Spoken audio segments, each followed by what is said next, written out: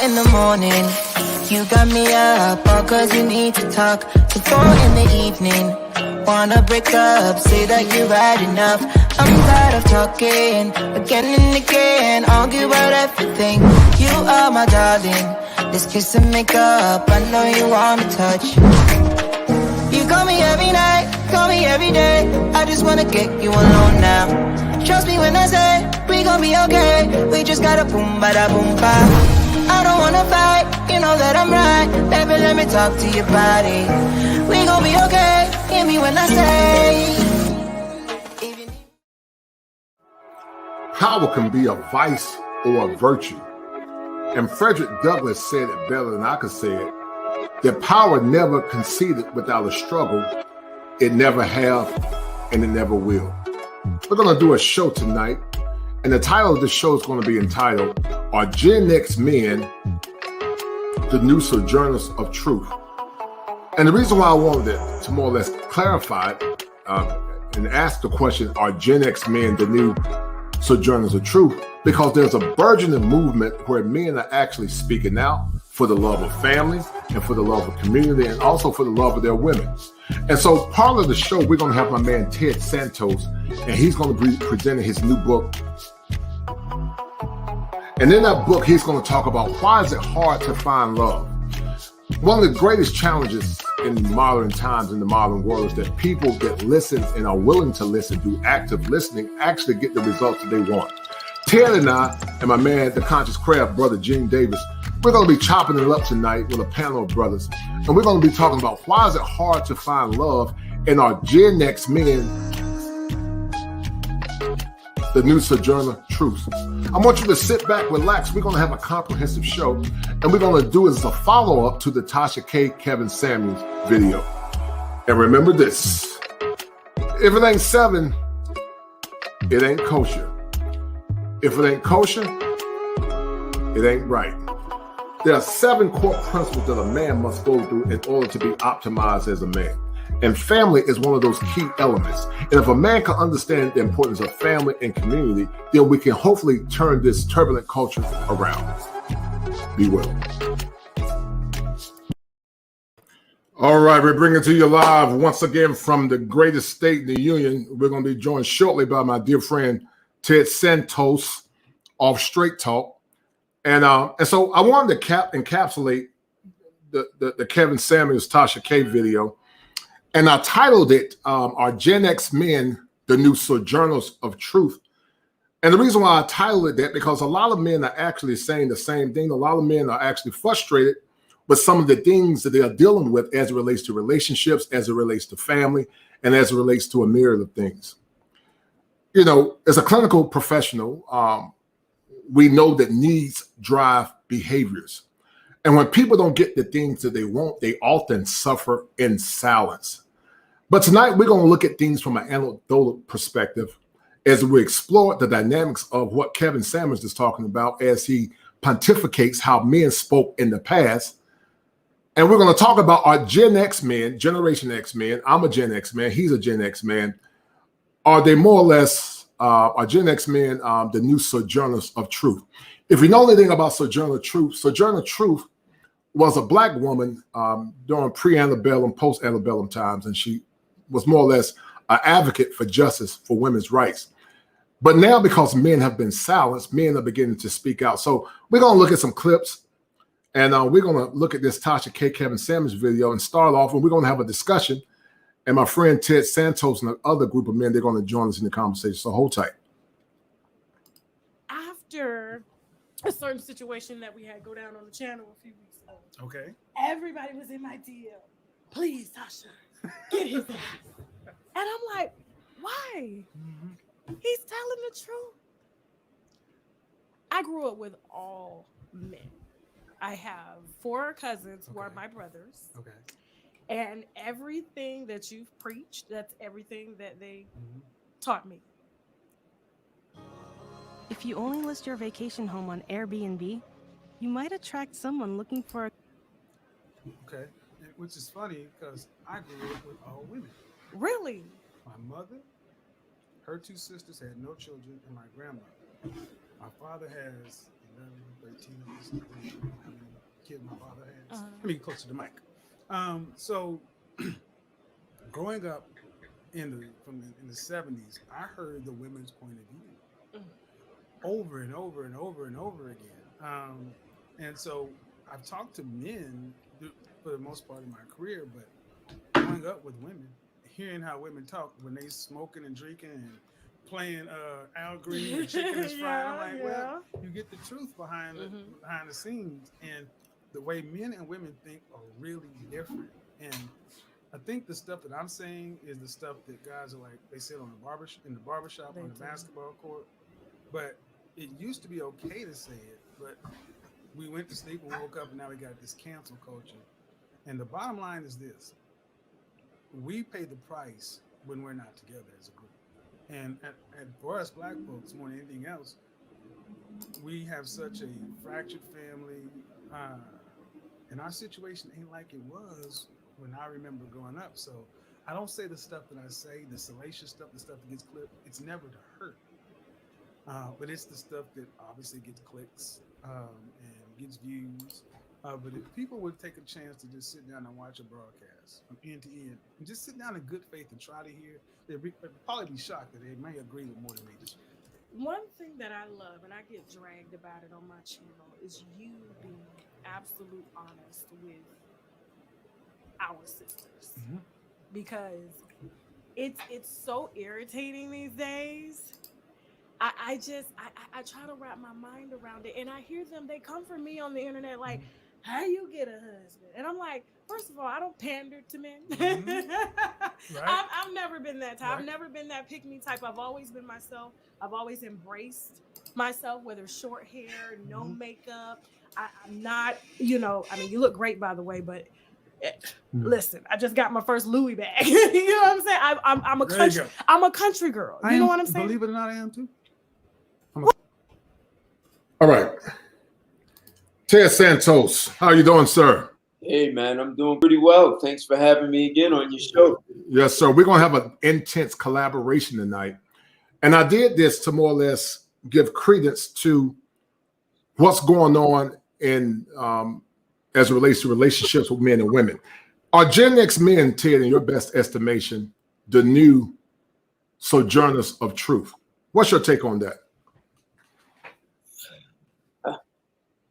I'm always going to have an interesting perspective. So if they are, it's sad and unfortunate. Okay. So tell the audience in your best estimation why it's sad that Gen X men are the sojourners of truth. Why are Gen X men speaking out? Why didn't the baby boomers speak out? Why aren't millennial men speaking out? Why is this generation of men finally speaking out? And now we have what's called the virtual barbershop, when men are actually coming together, sharing some of their distress and some of their anger. Why is this new phenomenon taking place? So I'm going to first look at a bigger picture and put the pieces of the puzzle together. So if you look at every civilization around the world, they have all been built by men. Right. Every civilization has been built by men. And to build a civilization, you need iron, you need oil, you need all kinds of natural resources, which means men went into the coal mines and they died, and they went to steel, iron ore mine, all this dangerous stuff. They build it, they maintain it, and then they build a military to protect it. If you build this stuff, you're also responsible for holding everything in it, the laws, the rules, accountable, to ensure things don't get destroyed. Like you don't eat yourself alive from the inside. Right. And it seems like someone fell asleep on their watch. So your question about the baby boomers, I would say they fell asleep on their watch, and they allowed things to get out of control. So now Gen X has to step in and what people say, man up. So if you built it, you maintain and you protect it, you're responsible for it. Women did not build this civilization or any other one around the world. If they did, and if women think they've been oppressed, then they should have packed up and moved to an island and built their own and did exactly what men did. You know, natural resources, invest, build, all that stuff, organize. They didn't do it. This is a politically incorrect way to say it, but they've leached off of men and begged men for jobs and companies that men built instead of being in a free market and competing. If they say they can do everything a man can do, then build your own General Motors, build your own shoe companies and any other manufacturing and services. They didn't do that. Well, Ted, it's actually ironic you say that, because I've said that before in the past, and this brother has pontificated it. He's always said when you've had some of his discussions that men created the world, and we're not saying that to be condescending, but you know, when it comes down to creation and utility, it's a known fact that without mankind, the world would crumble. I would crumble without the benefits of blue collar men. They have built the infrastructure. Let's finish. Let's do a little bit more of this clip, Ted. I want you to take notes. See, go ahead. There's the problem. See, people say it's blue collar men that built it, but people don't understand. Before you get a blue collar man, you have some guy who's got a vision, and he's got to go out and get the finance and get the money so he can build, and he's also going to have to build an educational infrastructure so he can teach people how to be architects and planners and other visionaries. And then you start getting the plumbers and the electricians and the brick masons. So to build a civilization takes more than the blue collar. It takes the whole thing. You need finance, you need accounting. You have to make sure it's profitable. You have to get someone to print. How are we going to print money and design that? This is the whole thing. See, women think, oh, well, if you don't lay brick, you didn't help build it. Your job is the doctors are part of it. You keep people healthy. The mental health professionals, all of that is part of building a civilization. And men have done that successfully around the world. And women have now asked, since you've built it, we want to unseat you and we can do a better job. Right. And so now, unfortunately, men have been, since someone fell asleep on their watch, you've got now men backed up against the wall for something that they built in its entirety. Right. Hold your point, Ted. I'm going to finish listening to the clip. And you're correct. I agree with you 100%, but hold tight. I'm going to finish listening to this a little bit. Hold tight. Well, I cannot tell. I'm country bougie. Okay. I'm from Oklahoma. Wow. And my family is military and then factory workers. See, I'm a military brat as well. Yeah. That's why I respect work. Mm-hmm. But one thing that my grandparents, they worked for, she was the domestic, so she worked for this family. Shouldn't say that word on the algorithm. But anyway. It's okay. So anyway. You didn't say anything wrong. So I grew up with people we were poor, but I didn't know we were poor. But they moved in a different way. They pushed us to be, they pushed school and pushed, you are part of the Samuels family and you have a reputation to uphold. So I got a chance to be exposed to things by going to different parts of town, but then I still had to go back to the projects. So even when I'm doing all this stuff later on in my life, I still remember I like a 2-piece of biscuit. I like fried catfish. I'm much more. Tell you what happened to the blue collar work ethic. There was a time where there was a blue collar work ethic. What happened to the blue collar work ethic? Why is the new generation so entitled? There's a high level of entitlement, Ted, in my mind, with the new generation, where they feel like things should be just given to them. Did you see that level of entitlement and narcissism when you were growing up as a young man? And if so, what is the method or the methodology for eradicating it? Well, maybe what happened is they started cutting out a lot of blue collar, right? So you had things in high schools. They started cutting programs and they started promoting, get your college degree and, that's your path to wealth. So a lot of people started going to college and there were people who probably should have been carpenters and plumbers and crane operators, but they were sold a dream. And they were promised that if you go to college, you'll get all these great jobs, and that it's not there. But I think the mindset of, well, I have my degree, so now you owe me. That may be a big part of it, right? So, and not everyone should have gone to college. Just having your degree doesn't make you doesn't mean you're highly intelligent. You have a degree.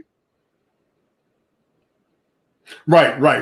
I totally agree. And, the fact that, we minimize the importance of blue collar men is telling and is very problematic. We tend to minimize the blue collar man. Why blue collar men minimize so much in this country that we live in? Why do people tend to minimize the importance of a hardworking blue collar man? Well, part of it may be what I said, but there's a hidden conversation, and I read an article on it once, and so perhaps why shop and many other things were canceled in school is because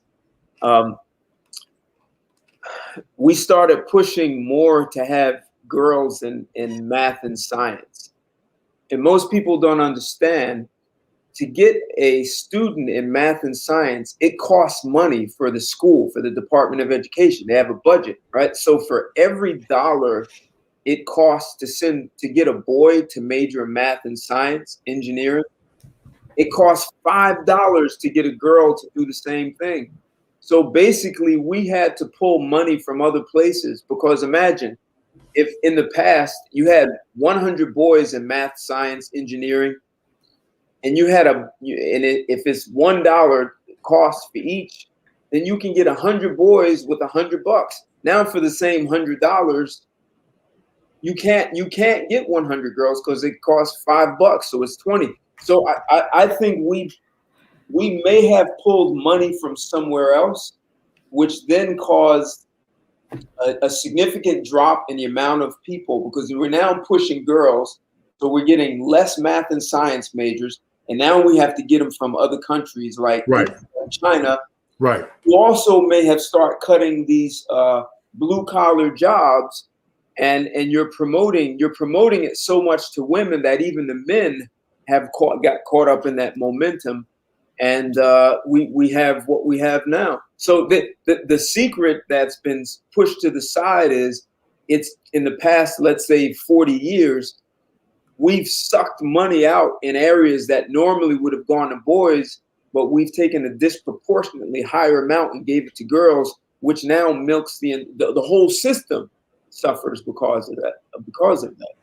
Right. And I think it's unfortunate because I think a lot of boys are maligned and misaligned in school. Let's finish listening to this, some of what this brother's saying. You eat fish and grits? Oh yeah. Okay. Yes. Yeah. You Southern then? I'm very Southern. And the thing is, I say country bougie. I like all that stuff, but if I don't have it, it didn't define me. But I do like it. So I don't ever try to get too full and say, well, you got to be this way. I don't expect people to be like me. I expect folks to be the best version of themselves and then let life come to you. So, but yeah, most people really don't watch it. They watch what the clips, which is it's clips.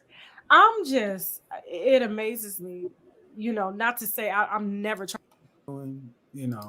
Ted, I'm going to ask you a question. Why do you think some of the things this brother Kevin Samuels is talking about, why are his points resonating so much? Has the black church, not the black church, but the church in general, not done its part in preaching the objective gospel? Why is his message resonating with many, but he's being excoriated by others, in your best estimation? Well, a lot of men have walked away from the church, so the church has been catering to women. Mm-hmm. And, this whole idea of the woman's the prize. So, you go back in time, when a man and woman met, the woman put in an effort to get to know the guy. She knew that she had to qualify just as much as the guy had to qualify for her. Mm-hmm. But once you start telling women you're the prize and he should be chasing you and hunting, like all these sound bites, men are hunters. They should chase you. If he really wants you, he's going to come after you. Men should invest in you. All these things were being promoted to women. Right. So as men are leaving the church to keep the women, well, now you've got to tell women you walk on water, and men should do whatever it takes to get to you. Mm-hmm. The second part is, he said he saw some things growing up in the 70s. Well, women started shutting men down as soon as the 70s. Look, they started saying, I'm not your slave, and your father and your grandfather did awful things to women, and it like these women jumped on board an emotional bandwagon without thinking that it's only 2% of the men who are making these policies. So Right. if you're going to be upset, you should be upset with those 2% of the men, not 100% of men. And here's the irony. Those guys in the 2%, women will make themselves available because they see those guys as having resources. So the irony is, the guys who are actually making the policies that supposedly shut women out are rewarded by women who make themselves available. And the other 98%, well, women are angry and upset with them and didn't want to hear whatever men had to say. And there were all these platforms, even before Oprah, that talked about how horrible men are and they're oppressive. It was really just propaganda. And it's, you've studied this. Men and women's brains don't work the same. It's women worry about things significantly more, and it's easy to exploit that. You can just use emotional messages to get women to worry about things, even though it's never happened. And that's what we had. So we've had women so upset that they didn't want to hear what men had to say, and men were silenced. So now with social media, you can't silence me. So they're upset with him because for the past several decades, men have been told to shut up. And it's like, oh, you don't want to get a woman upset, and wife, happy life. And if your wife ever says you're right, you better look at, like, they're teaching men to fear. Like you want to figure out, how do men get into a situation where they're taught to be afraid of women, when we built, maintained, and protect the very society they live in? If you took all the men off the United States, some pirates would come here and pillage the United States if it was only women. So they depend on us, except they've been taught that we've been doing horrible things to them, not realizing that we've been caring for them, and we've created all kinds of inventions to make life easier and safer. But somehow it's almost like that was overridden, and they were taught to the whole battle of the sexes in the 70s. Well, Dr. Johnson has called it, the ConcuServe. It's a term that he uses it, and it more or less encapsulate the word concubine and serf. So you're basically being used as a sex object, but also as a serf. So a lot of men have been more or less classified to serfdom, and a lot of men feel useless because they feel like their only job is just to serve, provide, and they don't get anything in return. Teddy Pendergrass made a song years ago say, it's so good to love somebody and somebody to love you back. Right. And I think a lot of men are saying, give me liberty or give me death, because a lot of men feel like there is taxation without representation, where they're not getting the representation, the love, and the respect that they want. And because of that, it's caused a countercultural movement. And so as a clinical professional, the reason why I decided to delve into this, because I know a lot of men, Ms. Santos, actually suffer in silence. It's a psychopathology where they cope by not coping. They don't deal with it. And I've always said in the past that a broken man is a dangerous man, and a dangerous man is a hopeless man. And I probably mixed it up, but my point is, when a man is broken, he's very dangerous. And so, men need to have these discussions where they can have a chance to talk, they can have the chance to pontificate what they want to say. But here's the crazy thing about it. I did a show earlier, and audience, please check it out, and please cash out 7 Smalls, $ cash out 7 Smalls. But I did a show called a couple of days ago entitled I think it was talking about is DJ Envy projecting envy towards Kevin Samuels, and part of that was talking about how most men don't speak up, most men don't say what they really believe. But I think a lot of men now are coming into collaborations like we did back in the past, and men are actually talking and sharing their pain, sharing their discussion because they're frustrated with being with suffering silence. And Ted, you know, and I know that most women don't respect cream puffs. They don't respect men that tap dance or more or less say what they think she should say. I think most women want a man to be a man. What's your take on that? So interesting you saying that. Decades ago, if you had a gathering of men and women, I was literally the only man saying, hey, this is getting out of control. The men need to put demands on women. Women can't just sit there and say, well, you need to do everything. And the other guys would just sit there and say nothing. Like, maybe even leave the room because they didn't want to be caught siding with me. Privately, they would say, yeah, man, you're right. In front of the women, they would say nothing. They'd rather just, as you say, suffer in silence. The irony of it all is the women generally, even if they were angry with me, because the women would say, well, how could you say that? And none of the other guys are saying it. And maybe you were just hurt.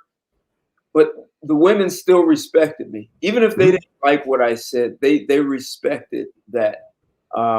So men were, it was almost like men were co-conspiring to shut everyone else up. Because I've had guys say to me, oh, you must not be getting sex from women. This is no way to think about women. Right. Look, man, we're off the rails, and this is not pretty. So I would be the only guy in the room saying anything. So I look like the insane guy. Some of the women would understand, but some of the others, it's like, how dare you say any of this stuff? All the other guys, like, it's kind of like, why don't you be like everyone else and just be quiet? Yeah, and it's unfortunate because I think in relationships that accountability should be not only for men, but it should be for our women as well. That's the only way you can have balance in the relationship. And, I think when people are not getting their needs met, and this is a, clinical term in behavior modification, people actually suffer in silence. Let me ask you a question, Ted. Did you ever suffer in silence in your relationships, or have you always been very vocal about what you wanted? I never suffered in silence. No, when listen, even as a teenager, 16 years old, I watched dynamics, and I grew up. My father was a very masculine man. That's what I saw, and I even saw times where he put his foot down and he had the final word. It was like I kind of knew that. Except, and at 16, I didn't know this idea of entitlement. I didn't have that word. What I told my mother is, you think the world owes you something, and they owe you nothing. I said, not even my father. And I said that with my father there in the next room. So I was standing in one foot in the den and the other foot in the kitchen. And I said this, and my mother, she exploded like a volcano. And how dare you say that? And you got blah, blah, blah, blah. But that was my way of checking my mother. And I think it's unfortunate. That's almost like a rite of passage into manhood for men. If you can check your mother, it's going to be a lot easier to check other women. And so some guys told me I was disrespectful. I've had women say I would never accept that from my son. But I was a muscular, high-performing athlete. What was my mother going to do to me? And right. I mean, honestly, if men could take that position, instead of worrying, well, she's going to deny me of sex, what they do instead is suffer in silence, and then they get a side chick to fulfill their needs. Right. Instead of taking a stand and saying, here's what I need from you, and you need to show up as a woman in this, as the woman I need in this relationship. They're not put down.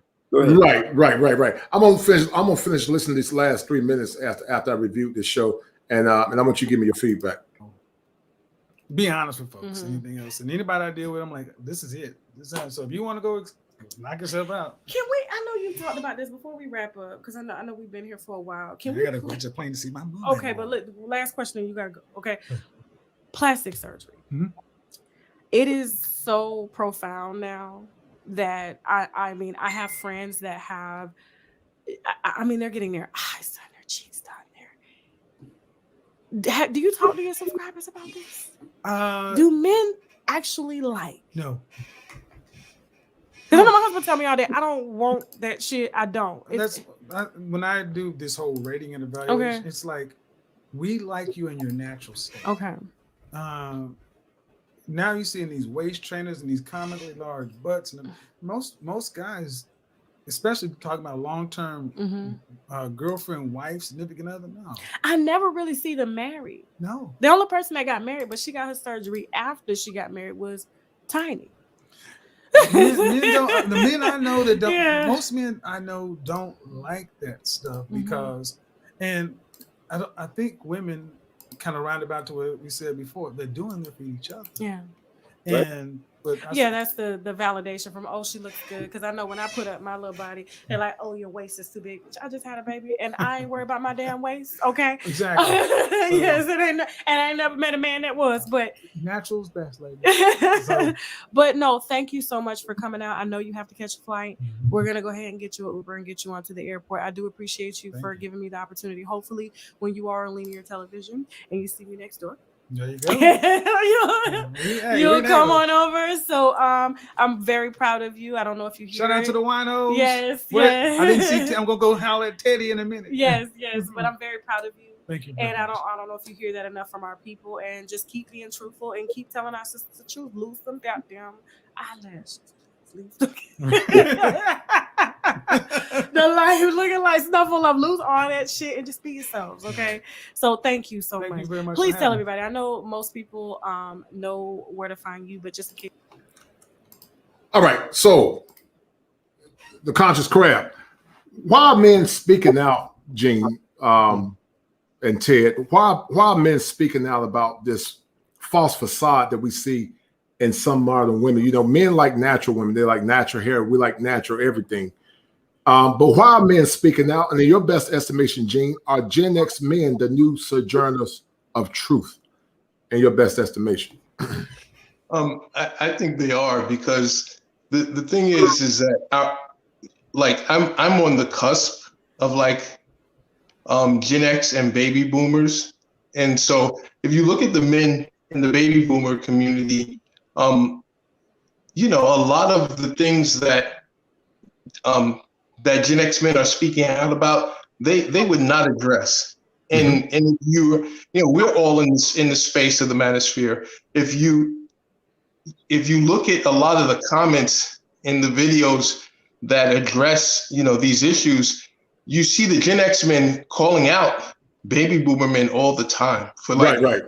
And basically saying, listen, you guys did not put us up on game. You guys did not, these issues you didn't address. You just acquiesced to the women. You didn't do your job as men and, hold these women accountable. But, we're not having that. And also they have the advantage of the internet, where a lot of these things before the internet, and we're all here, we're old enough to remember this. You would talk to the people that but there was no way to get a consensus nationally or even internationally about what was going on. So with the advent of the internet, men have been able to share information and see that, what they were experiencing is being experienced all over the country. I'm doing the show right now, man. Join in if you want to, dog. We're talking about was Kevin Samuels right about Tasha K and Gen X. Gen X men, the new sojourner troops. And that ties into what we've been talking about, even the PMO group. So you can pop in. Yeah. So he was talking to someone else. Anyway, yeah. So it's almost like when you think about racism and police brutality and these sort of things, you have people in pockets all over the country discussing it, But then once you got television, once you got internet, like all of a sudden people say, wait a second, you're going through the same thing? Wait a second, you're going through the same thing? And that is what the internet provided for Black men, that they sort of, this wasn't like unique to their environment or their situation, that it was being experienced all over. And they're just not having it. Whereas, I mean, I grew up with, if a man married a single mother, people were patting him on the back. Right. They were patting him on the back. He's doing, a great thing. Another part, I don't want to take up this whole segment, but another part of it that I constantly think about is that, there was, as far as like how we got here, the history, there's all these distortions and old wives' tales. Like people, like the Black woman in our community has been elevated when you talk about our struggle from Right. Africa to slavery. Like people don't understand. Black women were not shipped over here until 60 years before the Civil War, when they decided that they weren't gonna outlaw slavery, but they were gonna outlaw transporting slaves across the Atlantic. And so Black men were over here for a long, long time by themselves. And what was going on, and if you read the book, Daughters of the Trade, what white men actually were doing were marrying Black women, having kids with them in Africa, and the Black women were the traders. And so they knew the trade routes inland from the shore. And those women, how they started to capture Black men was by marrying Black women and using their knowledge of the trade routes going inland, and they would capture Black men from different tribes and stuff and ship them over here. Like, and these women, this is a book. You can read it, and it's a documentary on YouTube. The women were marrying the white dudes. They were and having kids with them. And what's interesting is that these slavers would not, they did not live with these women. They created compounds, and the women and the children lived together, but these dudes did whatever they wanted. Right.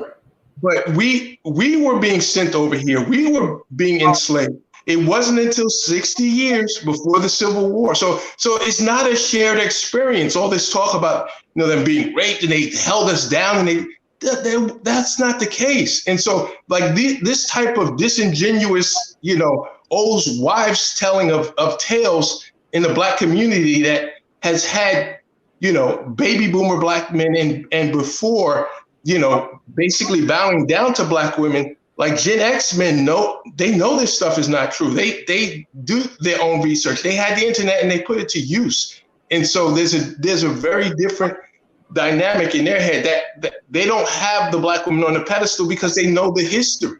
Right.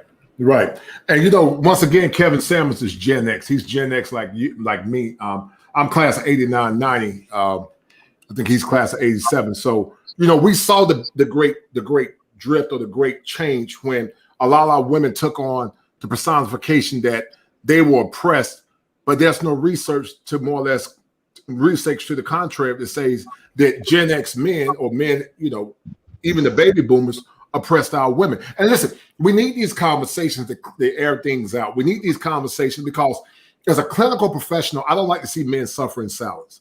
And a lot of men are suffering in silence. They're not getting their needs met. I'm gonna be honest with you guys. I remember a time, the things that guys tolerate now in relationships, and we talked about it a little bit last week. We didn't tolerate. We didn't look at certain types of women. Just like women look down on men that were short. Songs like "You Got to Have a Job if you want to be with me." I don't want no scrub. And I did a show on my YouTube channel. There was a salute to DJ Envy projecting on Kevin Samuels, and I talked about a time where there were just certain things men didn't tolerate. We didn't even look at women that had kids. I know I didn't. I don't know about you guys, but if a woman had kids in high school, we didn't even look at them. We didn't. A woman that was out fun, having a lot of fun, we didn't look at them. So what's you guys' take on that? And why do you think this new emergence is so important? Do you feel like men to speak out like this brother's gonna get canceled? What's your take on that? What I think it's important because if you look at it, what it really is just a reset.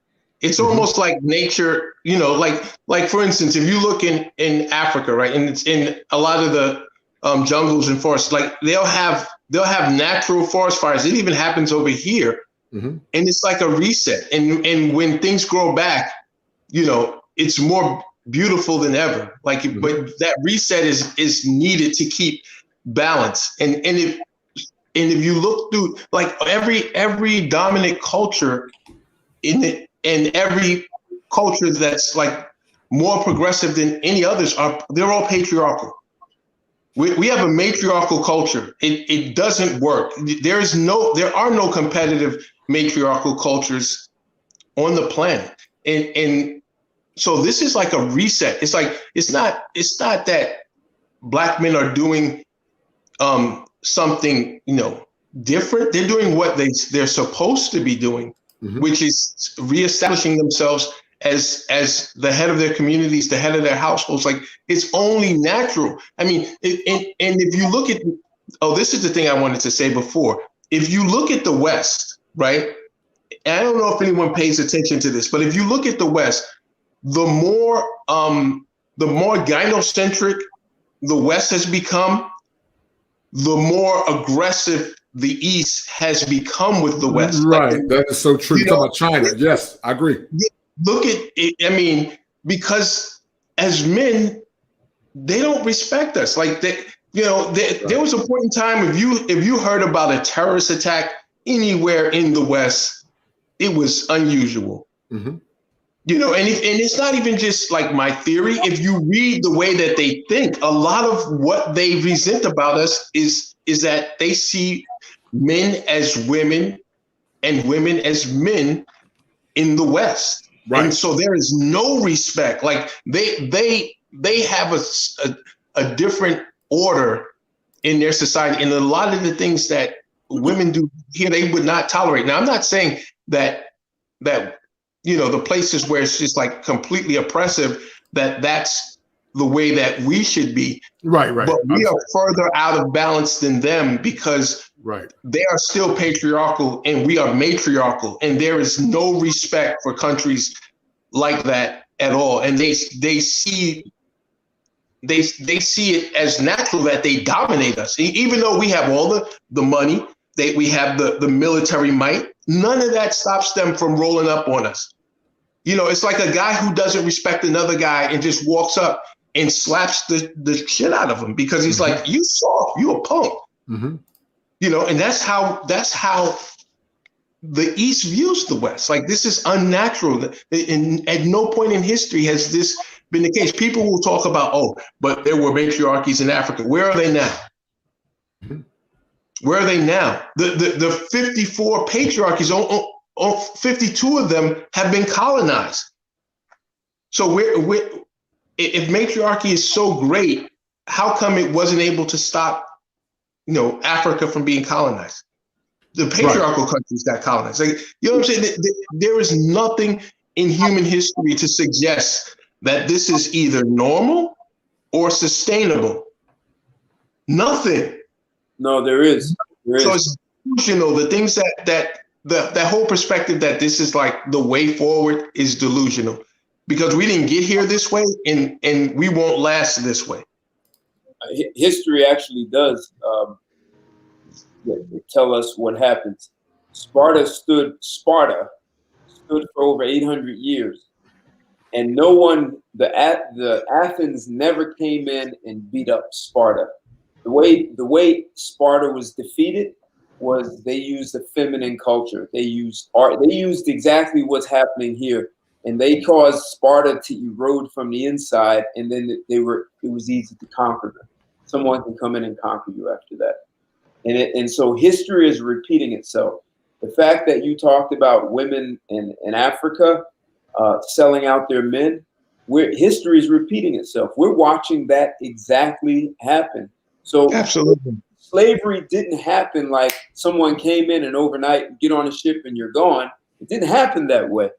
And I don't want to get into this other conversation about how many there were already millions of blacks here in the U.S. before any European arrived.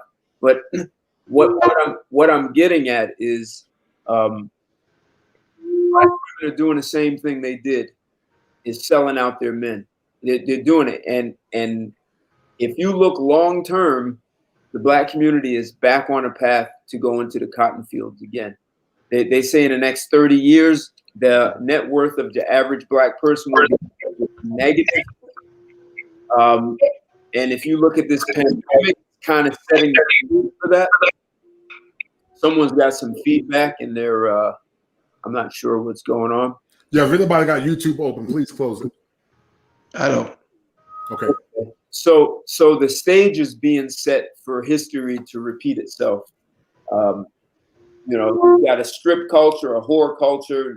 That's just one foot in slavery.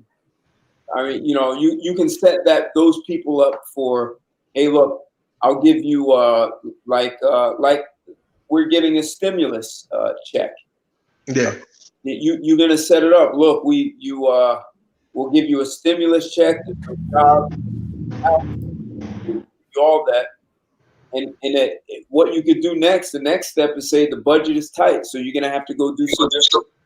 And we'll keep giving you, you know, housing and all that stuff. You'll basically set up slavery all over again. The stage is set, and it may not even be about it being economic, but it's the ability to dominate people completely. No, what's interesting about what you said, Ted, is that, and I've had this conversation with both Mark and Moses, is that there's a fetish called race play. And in this fetish, a lot of the women, and I investigated this for several years because there were just some things that I saw, dynamics that I just did not understand. You know, particularly with Black men, Black women, and white men. And in this fetish, they write poems, bro. They write short stories. They write all sorts of stuff about the return to slavery. They romanticize it. These are women, and there's over 1,000 race play blogs online, and there's hundreds to thousands of them in each blog.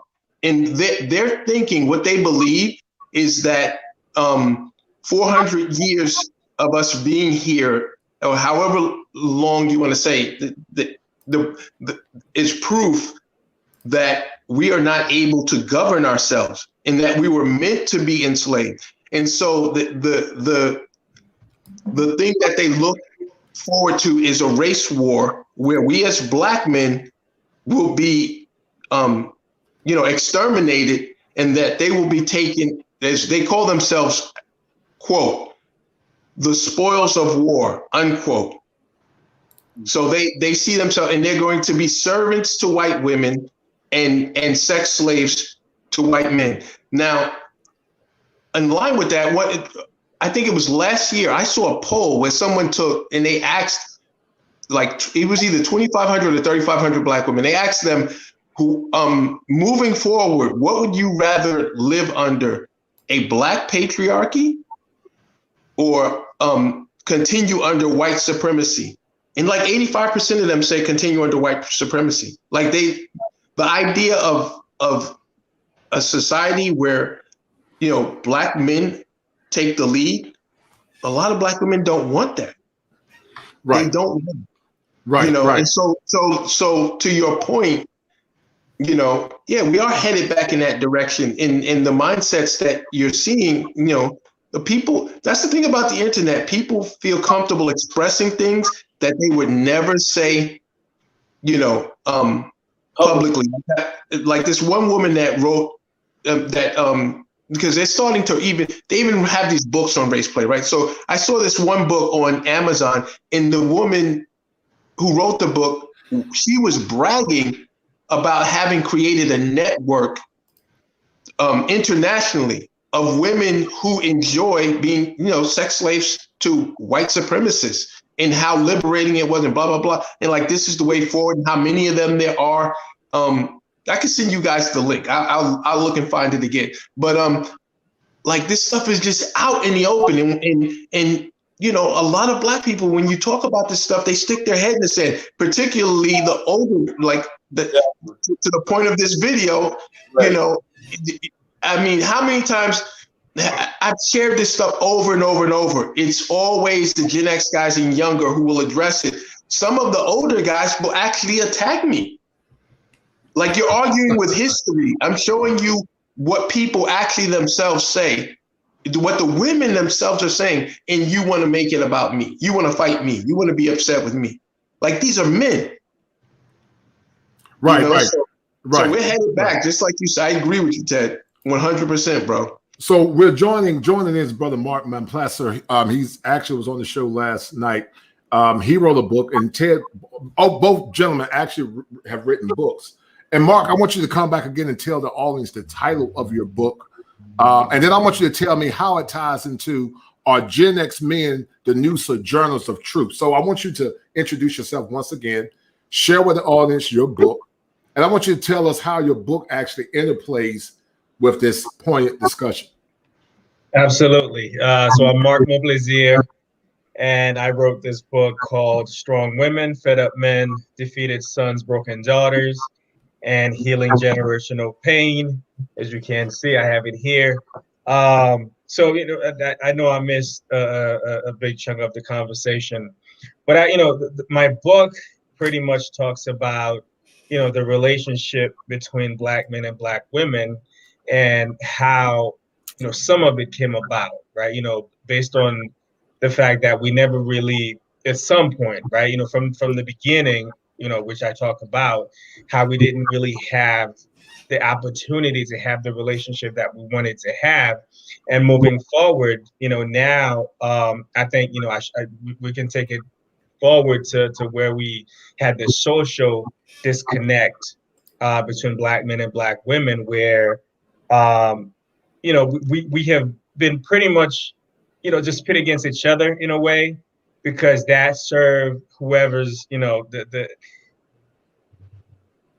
was always in a way that served the masters. I know that's weird, things to say now, but whoever was who benefit from us being divided, right? So there's always been this disconnect, and I was actually having a conversation with somebody today about how, this young lady, and she was telling me how, she just didn't really have respect, in a sense, for Black men because of what she witnessed from her parents, right? Her mom didn't really have respect for her dad, and she didn't really understand the relationship that they had, and that kind of shaped her view of Black men. You know what I'm saying? And that kind of drives her, understanding of how to view Black men.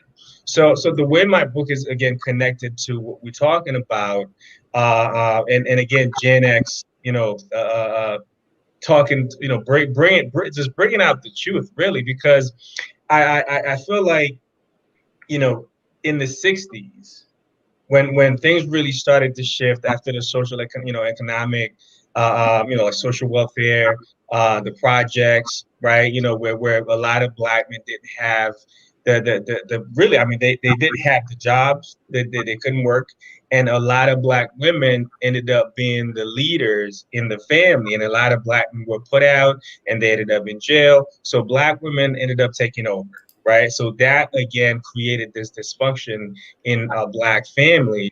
And again, so Black women started looking at Black men like, but really, you're not doing your job. But again, so it's just the lack of teaching and understanding and cohesiveness really between us. We don't have that. You know what I'm saying? So, and because of that, we kind of, we're fighting against each other, right? We're fighting for the same cause, really, but because we don't really understand it, so we end up being against each other. And that just keeps derailing. And again, because especially now, we're in a place where people are benefiting, right? Like people are benefiting financially from Black people, Right, being disconnected with each other, right? From Black men and Black women being against each other, right? When you have these reality shows, you have, these Black women acting crazy, acting a fool on TV. People are making money off of that, right? And then you have black men, again, acting crazy and reckless on TV. The people are making money off of that. So it doesn't benefit us to be divided.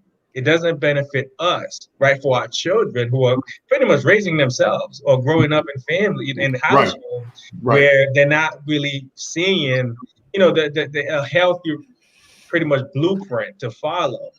So it's just pretty much continuing to create this dysfunction, this disconnect between black men and black women.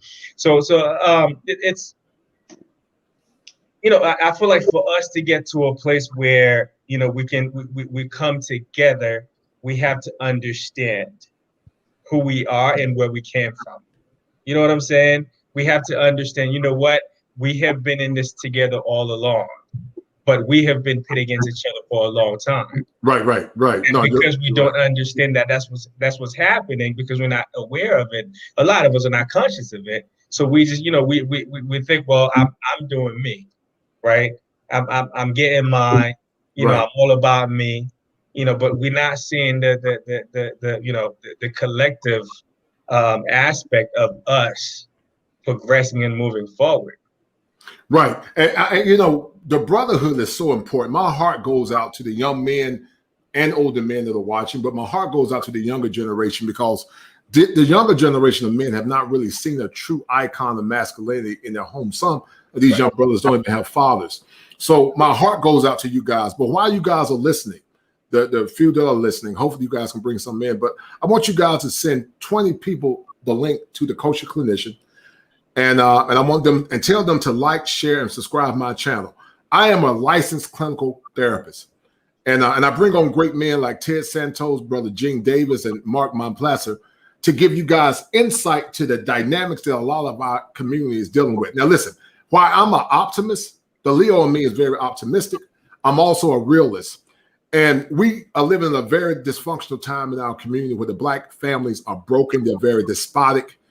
And so this will give a great opportunity for us to have these discussions so we can teach young men what to do and why it's so important to value themselves. I don't want to see a young man suffer in silence. I worked in law enforcement. I was a mental health CO. I've seen men hang themselves. I've dealt with psychosocial issues myself as a man and mental issues, because I didn't have anyone to talk to. And so I started this whole show as a process of sublimation. Sublimation is a clinical term, an ego defense mechanism term that basically says that, you take something negative and turn it into something good. So I don't want any young men to suffer, because unfortunately the black church is not amplifying the message. And so I always bring in men like Ted, that I consider, he ain't an elder, but he is an elder, but he's not. And brothers like the conscious crab. The conscious crab. But then I'm bringing my wingman Mark. Mark is a puppy. Mark is a hybrid. He's like him. That guy, the guy. What's the name of that movie with Thor? He's like the bridger. He's a person that's in the middle that brings the good in with the bad. He lets all the real people in. But anyway, my point is, I don't want to see any young men suffer. So listen, for the people that are listening, I want you to send this show link to 7 people. Tell them to like, share, and subscribe. Tell 20 people. All right. I want to get to 1,000 subscribers by May before I go out of this country, man. So, so if you guys would do that, man, I would be greatly appreciated. Ted, I want you to tell us how your book actually intersects with this conversation. But before you start, Ted, Mark, I'm gonna go back and play this clip again. I want you to hear it, and Gene, I want you to hear it because you came in late. And tell me what you think about this. All right? Yeah. Be honest with folks. Anything else, and anybody I deal with, I'm like, this is it. So if you want to go, knock yourself out. Can we? I know you've talked about this before we wrap up, because I know we've been here for a while. I gotta go to the plane to see my mom. Okay, but look, last question, and you gotta go. Okay, plastic surgery. It is so profound now that I mean, I have friends that have. I mean, they're getting their eyes done, their cheeks done. Do you talk to your subscribers about this? Do men actually like? No. Because I know my husband tell me all that. I don't want that shit. I don't. When I do this whole rating and evaluation, it's like, we like you in your natural state. Okay. Now you see in these waist trainers and these comically large butts, and most guys especially talking about long-term Mm-hmm. girlfriend, wife, significant other. No, I never really see them married. no. The only person that got married, but she got her surgery after she got married, was Tiny. Men don't. The men I know that don't. Yeah. Most men I know don't like that stuff because, and I think women kind of roundabout to what we said before. They're doing it for each other. Yeah. And but that's the validation from, oh, she looks good. Because I know when I put up my little body, they're like, oh, your waist is too big. I just had a baby and I ain't worried about my damn waist. Okay. Exactly. Yes, it ain't, and I ain't never met a man that was, but natural's best, lady. But no, thank you so much for coming out. I know you have to catch a flight. We're gonna go ahead and get you an Uber and get you onto the airport. I do appreciate you for giving me the opportunity. Hopefully, when you are on linear television and you see me next door, there you go. You'll come on over. So I'm very proud of you. I don't know if you hear shout out to the winos. Yes, yes. I didn't see. I'm gonna go holler at Teddy in a minute. Yes, but I'm very proud of you. Thank you. And I don't know if you hear that enough from our people. And just keep being truthful and keep telling us the truth. Leave them goddamn eyelashes. The life looking like Snuffle Up. Lose all that shit and just be yourselves. Okay. So thank you so much. Thank you very much. Please. All right, guys. What has been with the explosion of the synthetic culture where women are wearing a lot of our women are wearing synthetic hair, synthetic eyelashes, fake booties. Ted, I looked at your grandmama. Your grandmama, I saw a picture of her. She was a gorgeous woman. I mean, beautiful. And she was all natural. I mean, beautiful. When you look at the Lena Hornes of the world, you go back in time, the women were natural. What's caused the explosion of all this synthetic crap that we see in a lot of our women? And is it because a lot of our men are not being sojourners of truth? Because Sojourner Truth was a black woman in pre-antebellum or post-antebellum times that she stood up to the establishment. So what's going on with this explosion of all this synthetic hair, fake bodies? And, I want some of the young men to come in by clicking the link at some point and tell me what you guys feel like is missing in relationships and what you want in the woman yourself. So I want Ted to start and tell us how your book actually intersects with this discussion. All right. So in terms of women not being natural, I mean, if you look at the 60s and right into the early 70s, women were natural. They had the afro, the blowout kit. Men were happy with it. No one had a problem with it. But when they told women, we'll give you a job, we have affirmative action. And the interesting thing is affirmative action was really for the guys who were coming back from Vietnam. But they said, the corporations will cheat. So we need to hire 1,000 women and minorities. So we'll hire 500 black women and check 2 boxes. And now we have 1,000 boxes checked. So they hired the women. Ladies, you got to do something with this afro. So women straighten their hair. So basically, and this is what black men need to understand, black women abandoned the black community. They abandoned the black power movement. They left. They left to get jobs. And I understand other guy was talking about how men left and went to jail. Like, look, only 6% of black men are in jail. That means 94% are not. So there's a whole bunch of stuff that's recorded erroneously. And younger people are reading and they're hearing stories, and there are huge gaps that are there. And so black women, they took the jobs, they took the wealth. So corporations gave them a welfare check, corporate welfare, and the government gave them a welfare check. And the feminists said, you don't need your men. So they told their men to get out. Men were not going to jail in the way people think. They were sleeping out of cars. Men were homeless. The women, the baby boomers, they watched this stuff happen. But the way history is recorded, all men just walked away. They didn't have jobs. Women were taking these opportunities, even though their man did have a job. So it's the way people are being told the story is they're lies, like many other things. So my book, Here's Why You Can't Find Love. I wrote the book. Technically, I wrote the book to solve a much bigger problem. Mm-hmm. Corporations are losing $300 billion a year. Corporate America is losing $300 billion a year in workplace productivity because of divorce. Right. You think about you're in a big company, a percentage of your employees are headed for divorce, another percentage are in the middle of it, and then you have another percentage that just came out of it. And then you factor in people who date and break up in relationships or living together. And there's another study that finds that people's productivity drops 50 to 75% when they are dealing with a divorce, and that's not counting the days they take off to speak to attorneys and deal with financial matters and children.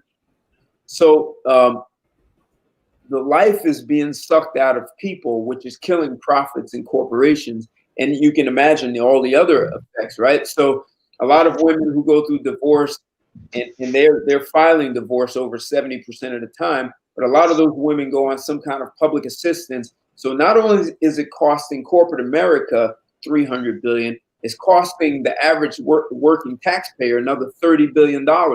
So it's costing us, and that's not even counting all the psychological damage. And you get to see what we have here. So I wrote the book as a blueprint, a guide, as a manual to make relationships work, how to avoid, how to mitigate divorce, how to mitigate your relationship falling apart.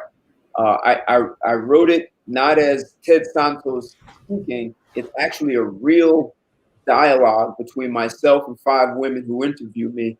And I'm showing a few things, how to resolve conflict resolution, negotiation, effective communication, leadership, because I'm leading these 5 women who in the beginning are almost against everything that I say. And by the end of the book, you see where they had to go through this transformational journey to look at things from another perspective. So I'm giving them all the things that men have not been telling them for decades. And I'm laying it out methodically for them to alter their perspective. So it gives women a different perspective on how to see themselves in a relationship. And these skills also transfer into your professional life, but it also gives men a blueprint for how they have a right to demand that women play a valuable role in their life, and a kind, now I won't say a script, but a perspective on how men can engage women and stand in their power, as opposed to feeling like they have to acquiesce like the baby boomers and a lot of these older guys did. So it gives men a very different place to stand and be powerful. Right. We have a guest, Alexandra. Unmute yourself, and please join in the discussion if you choose to. So see you chimed in, so please unmute yourself and join in the discussion. But in the meantime, Gene, what's your take on what Ted said, and what's causing all this consternation that we have now?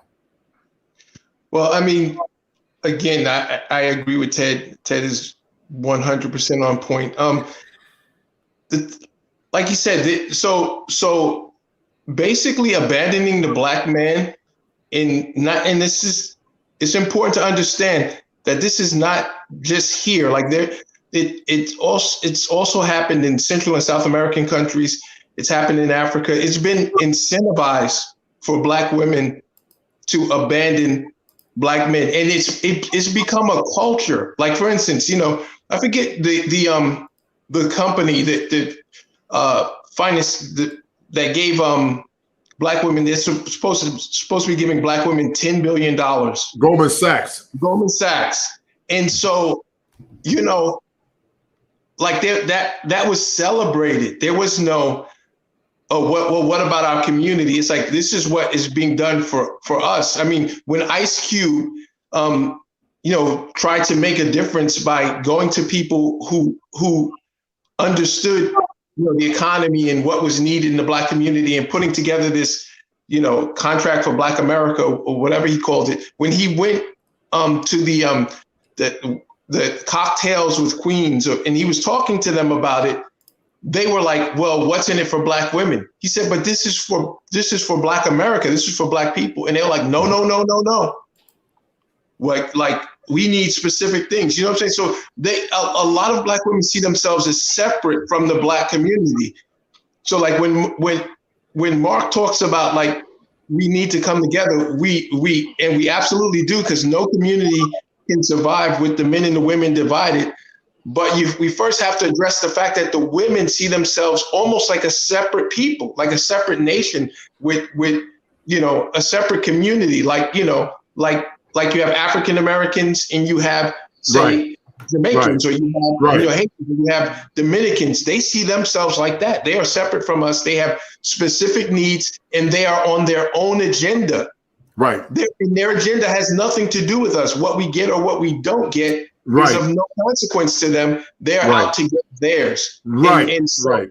And that is clear. And when you talk, and again, when you get into the generational thing, when you start talking to older Blacks about it, they don't want to deal with it. Like they want to stick their head in the sand and just pretend like these divisions do not exist. And they've always been here. Like I said, if you look at the book, Daughters of the Trade, those divisions were created in Africa before we were even brought here. And when you talk about the slave trade, like Ted pointed out, there's always been Black people here. But in that dynamic, that separation was started from the beginning. And the women who married the slavers and had kids with them, they lived a better life than anybody else around them. So that was seen by the women. I mean, if you look at world wars, there's very few instances where the women of the conquered group did not sleep with their conquerors. Right. I mean, you can read stories about in France where the French,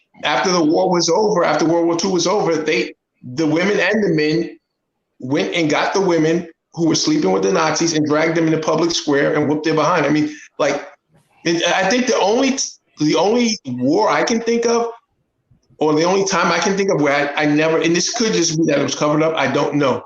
But when Hitler was trying to exterminate the Jews, you don't hear stories of Jewish women sleeping with Nazis. And that's not a good point. That's a good point. No, but you don't hear that. But otherwise, it's when we talk about female nature, if you look at history, women have always abandoned their men for whoever could, give them more, even if their community was being annihilated by these men. Right. It's always been the case. You have exceptions, but that is the history. So you can't get away from that. Like when people try to solve problems and they don't look at the nature of human beings, you're not going to solve anything like that. You have to realize that has always been. It's not a new dynamic. It's the norm. The story with the Jewish women and the Nazis, that's an exception. And I think we just have to be honest with ourselves about what has transpired, not just within our community, but in human history, to understand how to move forward. Brother Marcus B., thank you for coming in, brother. You added a lot of input to the last show. And so the title of the show, Marcus, is Are Gen X Black Men the New Sojourners of Truth? But before you answer that question, Marcus, I'm going to play a little bit of this clip because you guys are new coming in, and I want you guys to listen to marinate a little bit. A certain situation that we had go down on the channel a few weeks ago. Okay. Everybody was in my DM. Please, Tasha, get his ass. And I'm like, why? Mm-hmm. He's telling the truth. I grew up with all men. I have 4 cousins who are my brothers. Okay. And everything that you've preached, that's everything that they taught me. Okay. And which is funny because I grew up with all women. Really? My mother, her 2 sisters had no children, and my grandmother. My father has 11, 13 of us. I really don't know how many kids my father has. Let me get close to the mic. So growing up in the 70s, I heard the women's point of view over and over and over and over again. And so I've talked to men for the most part of my career, but growing up with women, hearing how women talk when they smoking and drinking and playing Al Green and chicken is fried, I'm like, well, you get the truth behind the scenes, and the way men and women think are really different. And I think the stuff that I'm saying is the stuff that guys are like, they sit on in the barbershop, on the basketball court. But it used to be okay to say it, but we went to sleep and woke up, and now we got this cancel culture.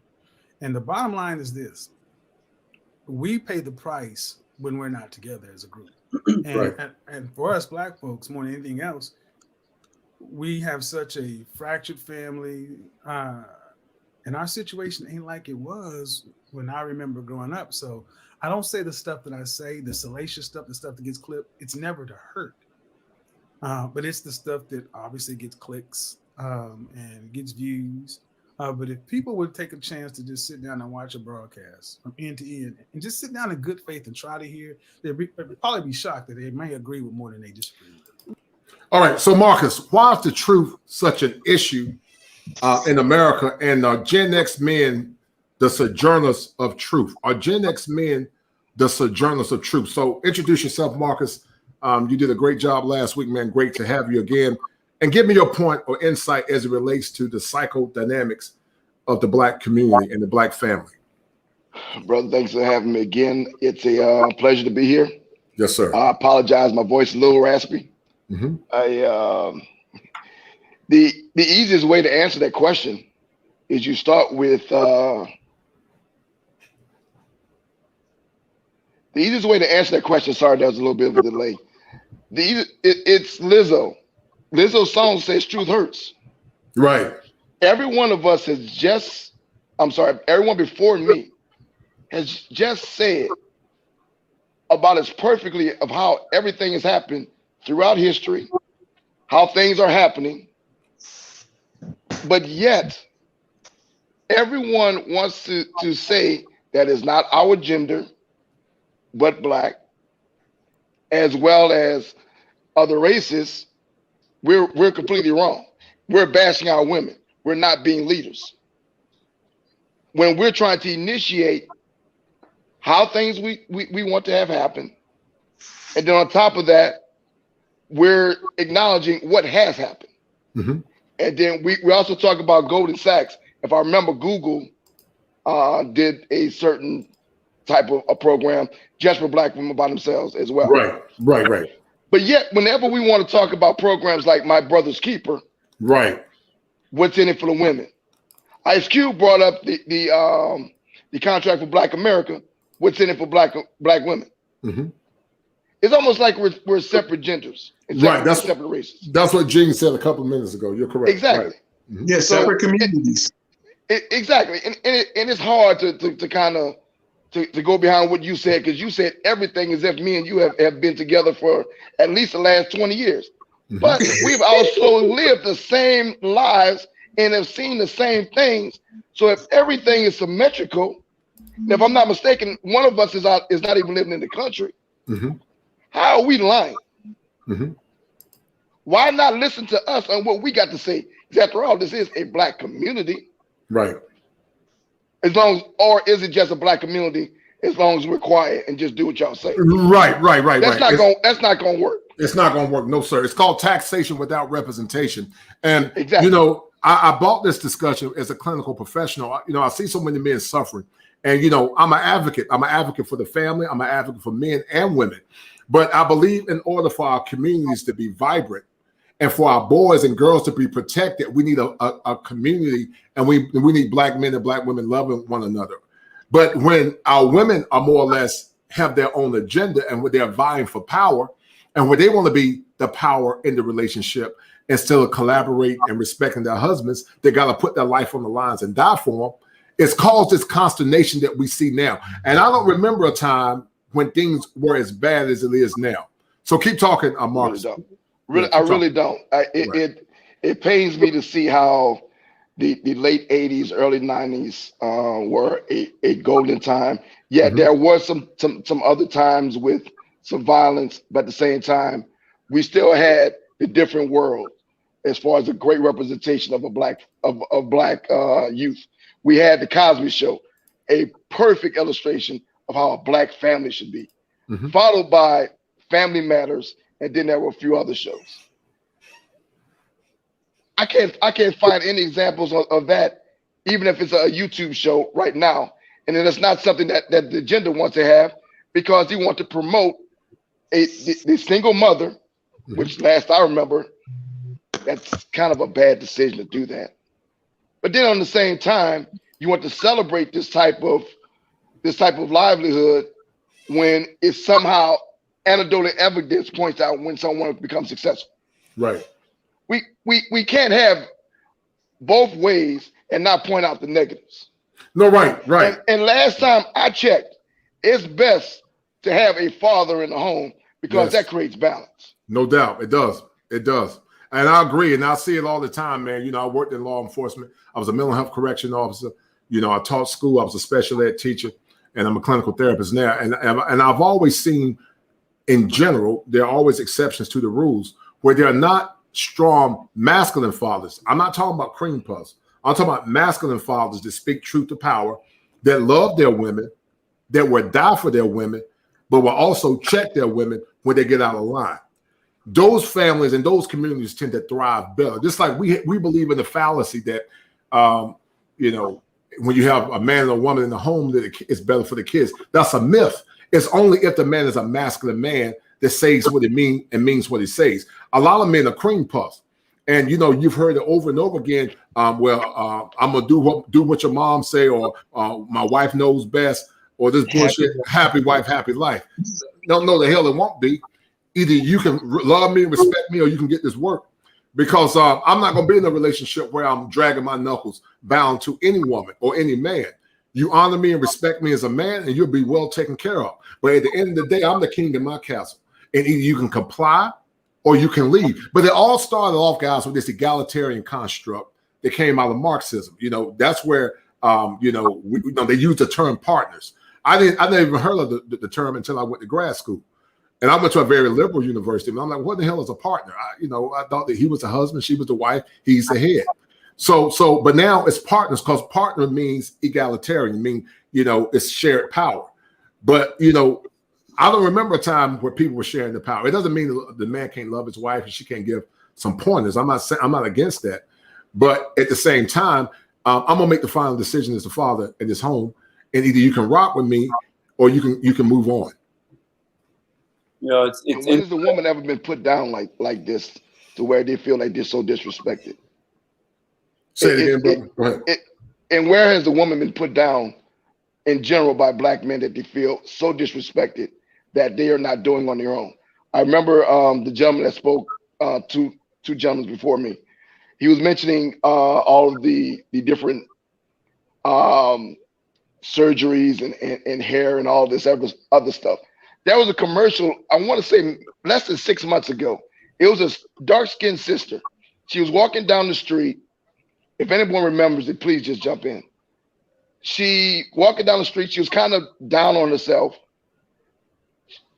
Would make eye contact with anyone she's walking with. But then she goes in the home. There's some type of transformation. Now all of a sudden, weave, extensions, glitter on the lipstick with the, not just the lipstick, but the glitter. But all of a sudden she's beautiful like that.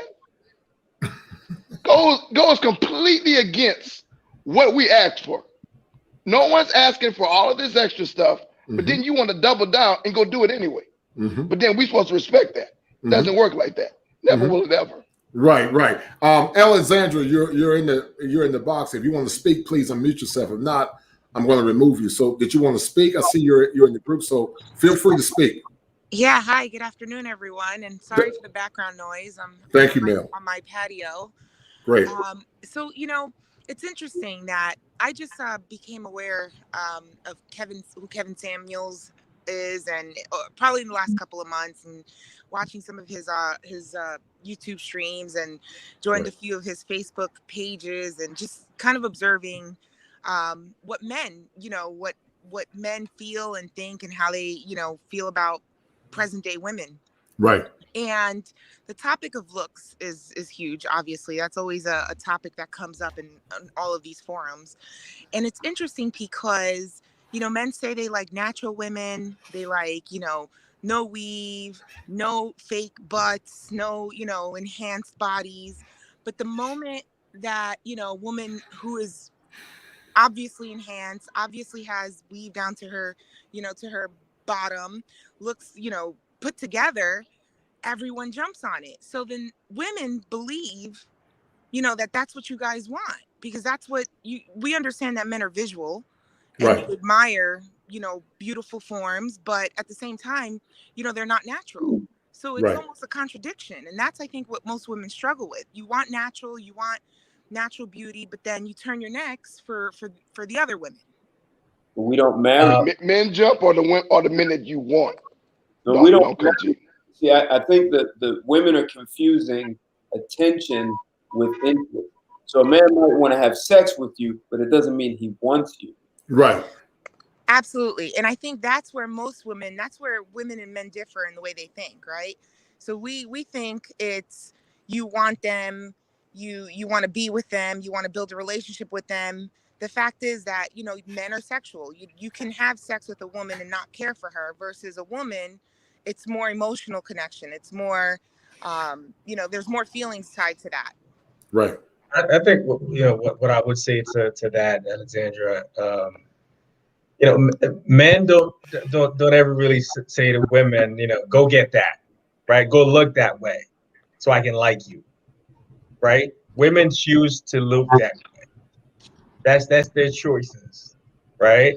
So it's I don't think it's you know, it's because that's what men like. I think that's what you ladies present to men. So and you know, because again, we are highly influenced, easily influenced. You know, black men and black women, right? You know, if we see something in the media, men in general, I think it's just, well, not just men. I mean, not just men, right? I mean, you know, most men don't like the fake eyelash. I can't stand it. I can't stand it either. At all. I can't stand Look it. like brooms on their head. You know, Right. the big fake butt. Like, I think that's I don't want to be rude, but Right. it looks like a clown. You know, Right. if you ask me. Right. But you know, but again, you know, men would never say, you know, go get your butt done, right? Men would never say wear you know, these eyelashes or put on all this makeup. You know what I mean? So we kind of accepting what you giving.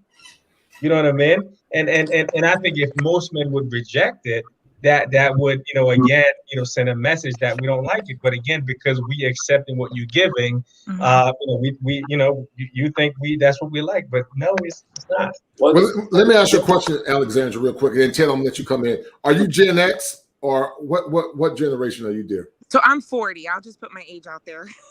Okay, so you're Gen X. Yeah. Right. So I don't know where you're from, but you remember a time that there were certain social taboos. You know, girls didn't get pregnant in high school. It was shamed. It was, I mean, they did, but it was looked down upon. Yeah. And having too much fun was definitely looked down upon, and it's still looked down upon.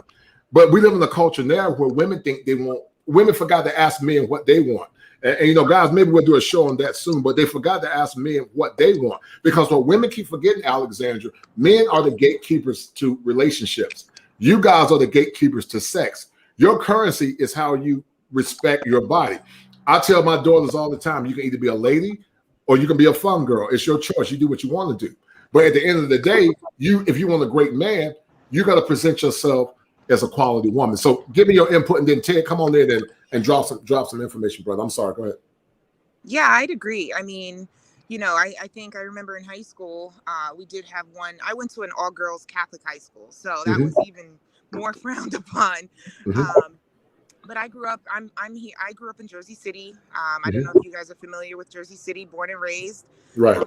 Urban area, and County. I'm right up the road from you. Okay. Right. And you know, even back then, that was frowned upon. That was something that, oh my God, she's pregnant, and it was something that was common. Right. Even, and I don't want to switch topics here, but even the whole sexuality thing. You know, nowadays you see kids in high school, kids in middle school, you know, openly gay, holding hands, walking down the street. Back then, that was unheard of. It was unheard of, right? Even, you know, and even the media and everything else. I mean, there was no commercials about condoms, and there were no commercials about, you know, oh my God, I'm drawing a blank, but I think you get the idea. So yeah, now it's just so prevalent in everyday you know, media, the news, the music, that it's just normal. It's normal, sadly. I mean, I have a daughter who's in college. I did have her very young. I had her at 21, too young, I think. But you know what? I wouldn't have changed that. It's turned me into the woman I am today. And she's in college, very successful. And I preach to her, you know, you want to present yourself as a lady. You don't want to be that, social media vixen. And she's, thank God, I put that in her mind early, because she was exposed to social media early, because that's just the generation that she's a part of. Right. But sadly, you have other women who are not upbringing their female daughters that way, just are encouraging, oh yeah, let's, wear those cute shorts, and the shorts are maybe a little bit too short, and they're 12, Right. It's just, I mean, I for one, I'm a little different. I'm old school. I'm first gen American. My family's Dominican. Okay. And so, it's just the way, my mom was strict, and it's the way I was brought up. And so, not to say that I'm strict, but I do have some morals and some values, and that's what kind of, that's what I raised my daughter with. Respect. Right. Ted, go ahead, brother. You want to speak? Go ahead. Interesting. You're from DR.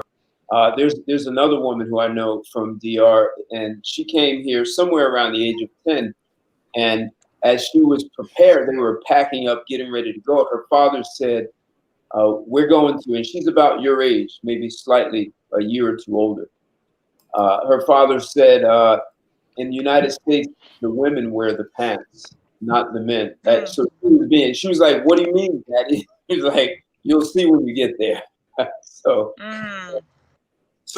there's a woman told me decades ago something that as a man, I wouldn't have seen it. She said that men think women get dressed up to impress and look good for men. That's not the case. She said, we're competing with other women. You all just happen to be beneficiaries. Don't get happy because it's not about you. We are one-upping other women. We're going out to compete with women, and it has nothing to do with men. So when you say women have all this fake stuff, it's like Mark said, we're not asking you to do it. You all are doing this independent of us. And it might be a way for you to feel like you can have power and control over a man because he wants you and the carrot on a stick. But women are doing this strictly to compete with one another. All you have to do is watch how women criticize one another when they're out. It's so you all are just picking and stripping one another apart. So women come out to be impeccable. So I guess no one can do that to them. So I agree, and I disagree at the same time. I think women are very competitive, very catty. I like I said, I went to an all-girls high school, so I was subject to that. But women, we like attention, and I think it's part of what you said is, yes, we're competing with other women because we're competing for your attention.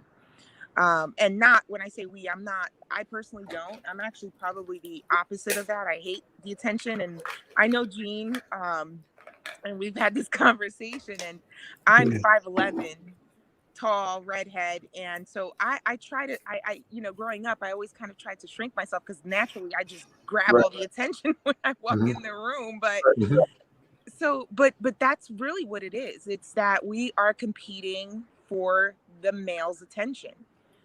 And so when women see that, another type of woman kind of draws your eye or you're interested in, whether it's just, whatever it is, they want that. And so they're going to do whatever they can to be that person to grab your attention. Let me ask you something. That would start with. Let me say one wonder about that, because for some reason, women don't dress like that when they're at home with their man, whether they're husband and wife.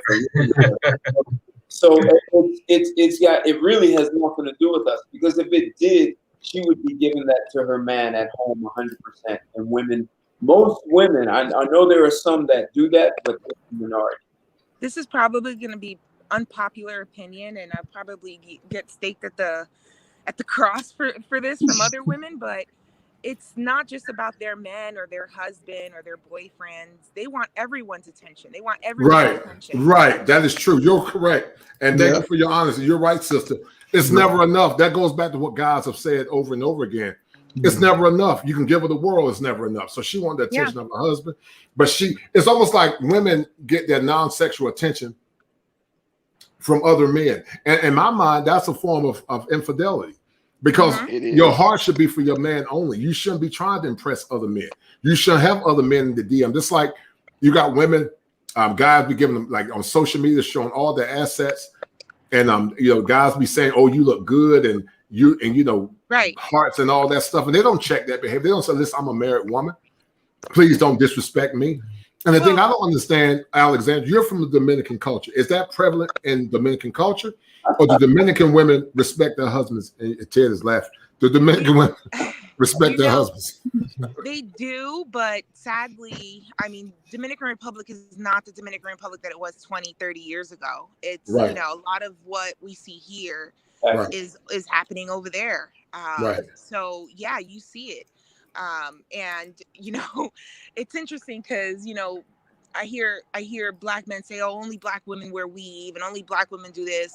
Latinas probably wear just as much weave and extensions as Black women. It's part of the culture. It's part of, the doobie spot.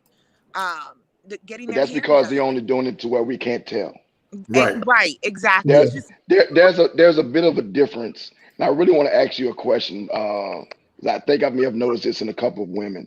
But yeah, they're doing that as like a highlight or to keep up what they have. I've had several women and then wigs are even worse. And I hate to point out because probably someone would actually see it. 5 days in a standard work week. I've seen a lady with a wig that I've worked with. Her hair lengths are different styles every single day. So she's pretty much changing that like she's changing clothes. That's just ridiculous. But I really want to ask about, because I've noticed in a couple women, when women put weave in their hair, are they damaging their natural hair? No, and actually my mom owns a hair salon. She's owned one for 30 years in Jersey City. And it depends. There's several different types of protective styles, and weave is one of them. It all depends on whether it's a sew-in or they have a type that's called the Malaysian clip. I mean, it's all how you care for your hair, because you do have to care for your hair at the same time. You can't have a weave in there for 2-3 months and not wash your hair. That's disgusting. It's maintenance, but it does not damage the hair if you take care of it properly. So with understanding that, I think the only exception that I would agree with when it comes to wearing weave like that is when, because I think I've noticed several women in my atmosphere. I think maybe their hair, maybe it's a balding, maybe it's something to that effect. I'm not knowledgeable as far as what I say, but I do notice that the natural hair doesn't seem correct. If it's something to cover up or to make even, I'm all for that, because if it's a blemish of some type, I'm all for that. But when we're talking about complete ridiculous weaves, extensions that make no sense and unprofessional, unattractive, that's what we don't really like. Right. Yeah. Let me ask you a question, Alexandra, real quick. So you distinguish, you said ADOS women and then Dominican women, but Dominican women are Moranas, and they are Black. So Morena. So what do you see in the Moranas versus the Blancos or the Mestizos? What do you see as the difference, and how they accentuate themselves? I mean, it depends. I mean, it's interesting because my family, I call us the Rainbow Tribe. I have freckles and red hair, but I have family that look straight Black. You can't tell that they're Dominican. And, colorism is big in the island and in Dominican Republic, believe it or not. And just a quick story. When I was younger, my aunt, she's like an aunt. She's not really blood, but she grew up with my mom. Dark-skinned woman, dark-skinned Dominican, born and raised. And I've always liked dark boys. That, I dated dark boys, and, I practically grew up in DR. And she would tell me, "Oh, no, you got to date lighter." So there was that self-hate and that colorism still in the island, even back then in the 80s and 90s. So they would still try and straighten their hair, and if they had the resources. Obviously, if you're out in the country and you didn't have the resources for it, they would wear their hair natural and twisted and whatnot. But it's still an issue even today, to this day. You see it more, actually, I think, than you did back then. They will deny it. Dominicans will not say that they're black. They are black. The majority of the island are morenos, are Afro-Latinos. Right. And they will not claim that part of their culture. I think they're making a distinction as a culture as not being part of black culture in the United States, black culture in the United States. I think that's the distinction that's often being made. And I should have said, ¿Cómo tú estás? Porque tú hablas español, es tu primero idioma, ¿sí? Claro que sí, gracias. Estoy bien.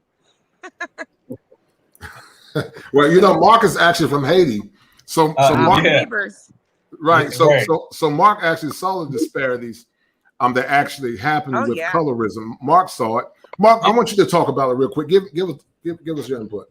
Oh yeah. I'm glad we got on that. I think it's still prevalent in Haiti. I mean, in most Caribbean countries, and I think that's partly because we're not proud to be black, right? We look at black as I don't want to say dirty, but we don't like being black. And I remember, like, I have cousins who are essentially white. Right. But they were treated different because I grew up in Haiti. Right. They were treated better than I was treated because they were light skinned. Right. Because they called them, white. You know what I mean? And because of that, they look at them as superior to dark skinned people. So even when we talk about, like the hair and everything else that enhance, you feel like it's going to make you look prettier. Or look better, it's because you're not proud of how you look. You know what I'm saying? And again, because we're influenced by the European beauty. You go to Haiti now, everybody has their wig. I don't know what the difference is between wig and weave. But they have it because they feel like that makes them look pretty, even when it looks busted, even when it looks ugly as hell. But they feel like it makes them look pretty because they have that, whether it's straight, you know what I mean? Like it makes them look like, well, I'm like the white girl or whatever, or whoever has straight hair. So we equate, beauty with European, looks. You know what I'm saying? So I think we lack the culture.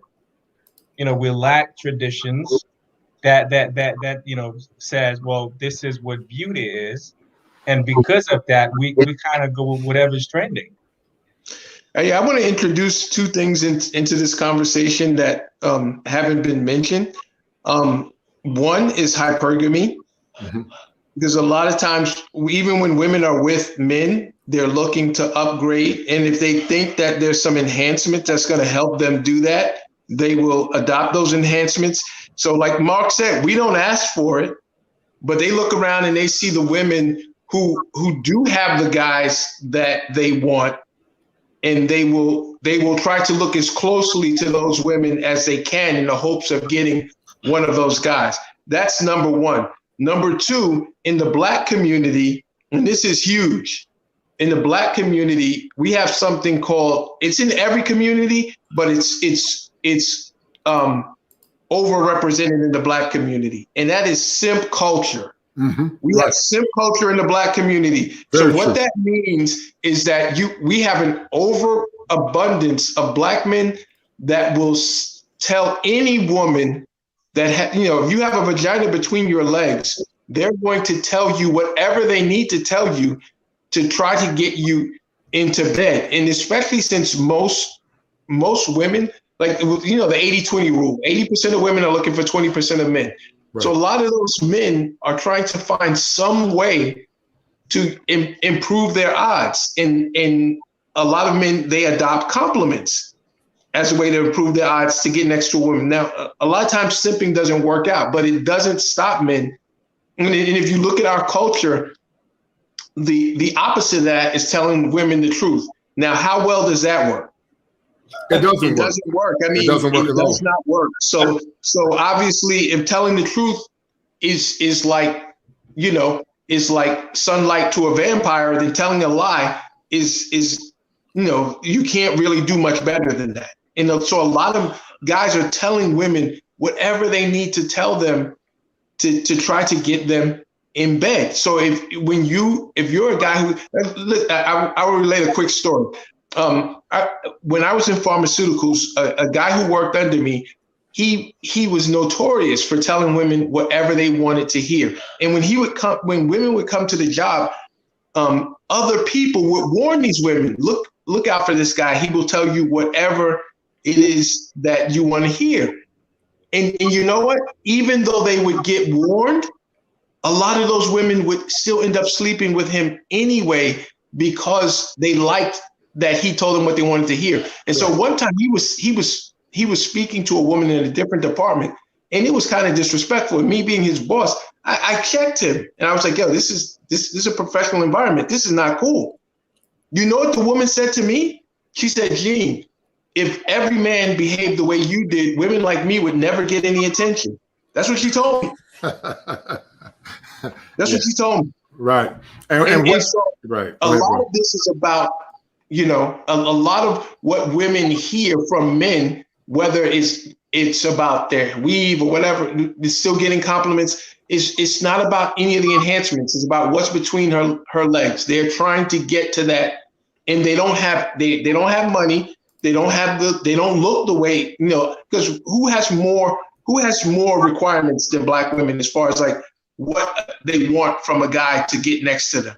Nobody has more requirements. So when they don't have the requirements, the smooth talk is what they shift to, because these women, they do all this stuff. It's like validation that they're on the right track because the guy's telling them that they're all that in a bag of chips.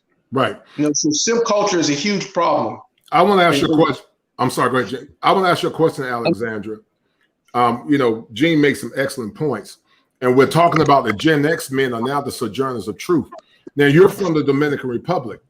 Do you feel like the men in your country or the Dominican men actually tell the truth or speak truth to power? Or they more or less, do they kowtow to the women? And then also, to add to that, is machismo still strong in the Dominican culture? And does it, Ted's left, and does it keep the women in check? So yes to the latter and yes to the second latter. So okay. Machismo is still a big thing, at least in Dominican Republic. But to your other point, yeah, I would say that that's the way it is. I mean, it you see it in that, you see it here, you see it when you go to, Spanish Harlem, you see it in the Dominican Republic. I mean, men will say anything, you go out to the clubs and whatnot. They will, to get to any woman, they will say anything that they can say. So I definitely agree with what Gene is saying. But yeah, and to your second point, machismo is still a big thing. And it's in the Spanish culture, it's like the more women you have, the more manlier you are, right? Right. That's just the way it is. And it's almost like the women, they've accepted that. I don't know about the new generation, the younger generation than but the older generation, as long as he came home, took care of home and handled business and put food on the table, they would turn a blind eye to that. Yep. And he could have a family somewhere else. So yeah. Right. So do you like machismo, or do you like the cream puff that tells you what you want to hear? I don't like machismo. Tell us why. I don't like the cream puff either. Okay, so what's wrong with machismo? I don't like to share. I'll just lay it out there. I don't like to share my toys. No, I'm just joking. Don't jump on me. I prefer a man who who, you know, takes lead and is very masculine and is a leader. You know, I'm pretty self-sufficient, so I'm not looking for someone to provide for me, but I'm looking for someone to provide for me emotionally, psychologically, you know, the other things that people do together in units and couple, you know, in relationships. So I don't know if that answered your question. And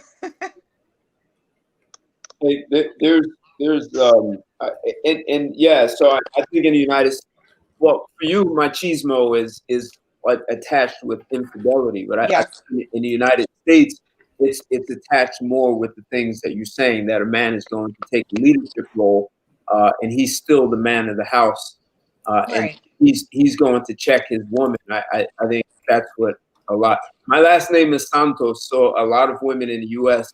have given me license to get away with stuff like that. So I'd watch other guys get demeaned, and they would just say to me, "Oh, you're Santos, you're just machismo. We expect that from you." So I would get a license to do it. And that's the way, you know, that's the way I was raised. You know, my mom was, you know, single mom, but she dated and you know, her boyfriend for a very long time. He was like a stepdad to me, and she went to work and she took care of the house and she would cook dinner. She took care of her man, you know. Exactly. And it wasn't an issue. So I saw that he wasn't my dad, you know, and my dad is still in my life. And I did see, you know, they got divorced when I was a little bit younger, but she just always did that. And there were no complaints. You know, there wasn't like, oh, I'm tired, I don't want to cook. That's just what we do. We take care of our men. Right. You know, we feed them. We make sure that they're okay. But, you know, I don't know about the infidelity part. Well, you know, it's interesting because, you know, when I date a woman from DR, she comes to my house, even if it's the first time. It doesn't matter how good she looks. She sees dishes in a sink, she just washes them. I don't ask her. They just take care of their. So there's and I lived in Mexico for about 2 years, and there's a Latina culture of there's a responsibility of taking care of your man. So a lot of what black men are talking about in the United States is women here, especially black women, don't have that kind of mindset. They feel like they're entitled and I shouldn't have to do anything. I'm a queen on a throne and you're supposed to do everything. And just my presence is enough for you to give me everything. And I think men are now, they're talking Gen X, pushing back. The older guys had the mindset of, hey man, you don't want to mess things up. You know, you got an opportunity, so just move forward with it. And they still were playing the infidelity lane also. But there's something else. And Gene, you brought up two good things, but there's something else that maybe most people don't even know about. Are you guys familiar with hybristophilia? No. No.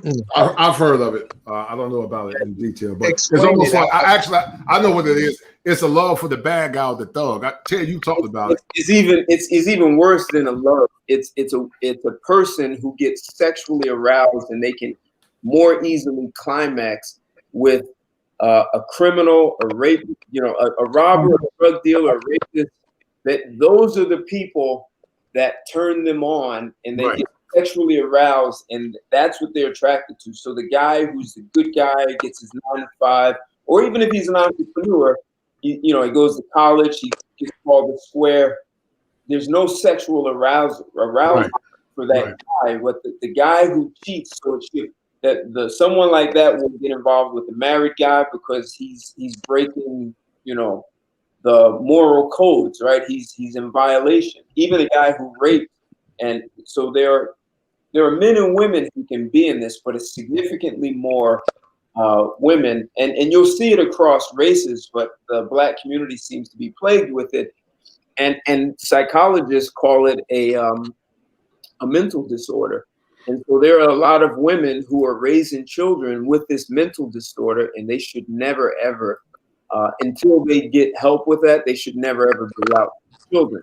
Now that's a bad thing to have in any community. But there's another one that I've never heard anyone talk about, and it's something that needs to be explored because it has it's well beyond what I'm looking at now, what we're looking at now.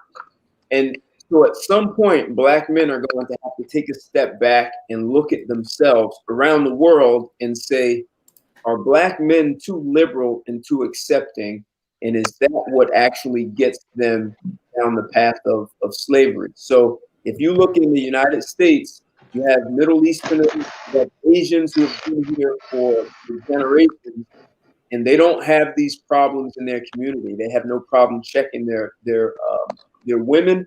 We just heard about, machismo still exists in DR, and it's in Mexico. All the Latinos that are here, for the most part, that's still there. There's still a license that a man can have to check his woman. But for Black men, they seem to be way more accepting and embracing of things that in the end hurt them. And so it could get you down the path of slavery. I mean, and I'll just say one final thing. If you guys are familiar in Africa, there's the Maasai tribe. The Maasai are these men who you can watch them on YouTube taking the lunch from a pack of lions. I mean, these guys come up with spears and a bow and arrow, and the lions run because these men can kill lions without guns. They know how to do this. They're fearless. And so someone sent me a video clip of a Maasai man who's, gone through all his manhood initiation. And I think they have to kill a lion to be accepted as a man in the tribe. And this man married a white woman from Great Britain. And this white woman was organizing all the Maasai women to basically pushing feminism. And she was at all the women are washing their clothes in the river, right? Alexandra knows about that probably. They're washing their clothes in the river. And this white woman was the only one who had a washer and dryer. And she was talking about how horrible and oppressive it was in getting the other women to push back. That woman should have been kicked out of the tribe. But as Black men, they are too embracing. They accept things that in the end up being their demise. And I think that's something Black men need to start talking about, because if you go back to the 1960s, when Black women said, hey, you have to get out, they should have said, hell no. No, we're staying as a family unit. We're going to make this work. I'm not leaving. If the government wants to give you a check, they'll give it to you, because that's what the other races did. The men stayed. They didn't leave. So but Black men have to start looking at, like, historically over hundreds of years, what is this mindset that allows you to embrace things that end up being your downfall? And so Middle Eastern men don't accept this from their women, and they live here in the United States, Asian men. So at what point are Black men going to say, the reason the community has gotten out of control, is because Black men didn't keep it in alignment? I mean, right. Right. Marcus, That's one of those. Yeah, Marcus, real quick. No, I agree with what you said, Ted. But the way I look at it, as far as Black men not being in control and accepting a lot, when I was writing my book, I did a lot of research, and you have to understand that Black men never really had control, right? We've never really been in control since slavery. You know what I mean? And when you break down a man's spirit, it's hard to take that back. You know what I'm saying? And being in the 60s where when men started being kicked out, it's like, well, if I'm not making money, because a man take pride in being a man based on your how much money you make. Right. You know what I'm saying? So if you feel like you're not providing, I was there. You don't have it completely accurate. Men were kicked out when they had jobs, man. It's not that they were just kicked out because they were unemployed. This is the way they're writing it in the history books, and the younger generation are believing what they put in the books. But that's not what was happening when you watched it. I hear what you're saying. It's not about having a job. I mean, a lot of men they have jobs now, but it doesn't mean that women value the jobs that they doing. right? And they don't respect them because of the jobs they're doing. So it's not necessarily, you know, because you have a job, you're going to earn your respect from women. That's true. It doesn't work that way. I agree with that. You know what I mean? So we're being compared to you know, to white men, right? Yeah. Black men are being compared to, you know, to white men. You know, this white man is making that much money. You're not making that much money. You're not equal to that white man. You know what I'm saying? And because of that, your value decreases. You see, I'm watching Latin America come here, and the guys don't have good jobs, and they're women. It's not the same though. We're not being compared to Latin men. Those men won't tolerate that. Right, yeah. But they don't have the history we had. Yes, they do. Are you kidding? I lived in Mexico. Yes. Look, listen, I lived in Mexico for almost 2 years. Okay. And let me tell you the problem that's happening in Mexico, and you don't hear it unless you live there. Mm-hmm. So while the conquistador, the Europeans came, the Spanish came in and conquered them, there was a separation between the men and women, because what the men saw is their women were having sex with the Spaniards, and they didn't know if their women were volunteering or to get fair treatment like we saw here, or they were being raped. So they were seeing their women have sex with these Europeans and be treated better than the men. And what it did is it diminished the bond and the trust between the men and women. And one of the outcomes, unfortunately, is this down low lifestyle. You'll see there are a lot of Latinos who will look for that intimacy and a bond with another man, and they don't consider it being gay or homosexual, but they lost trust with their women. So it's happened.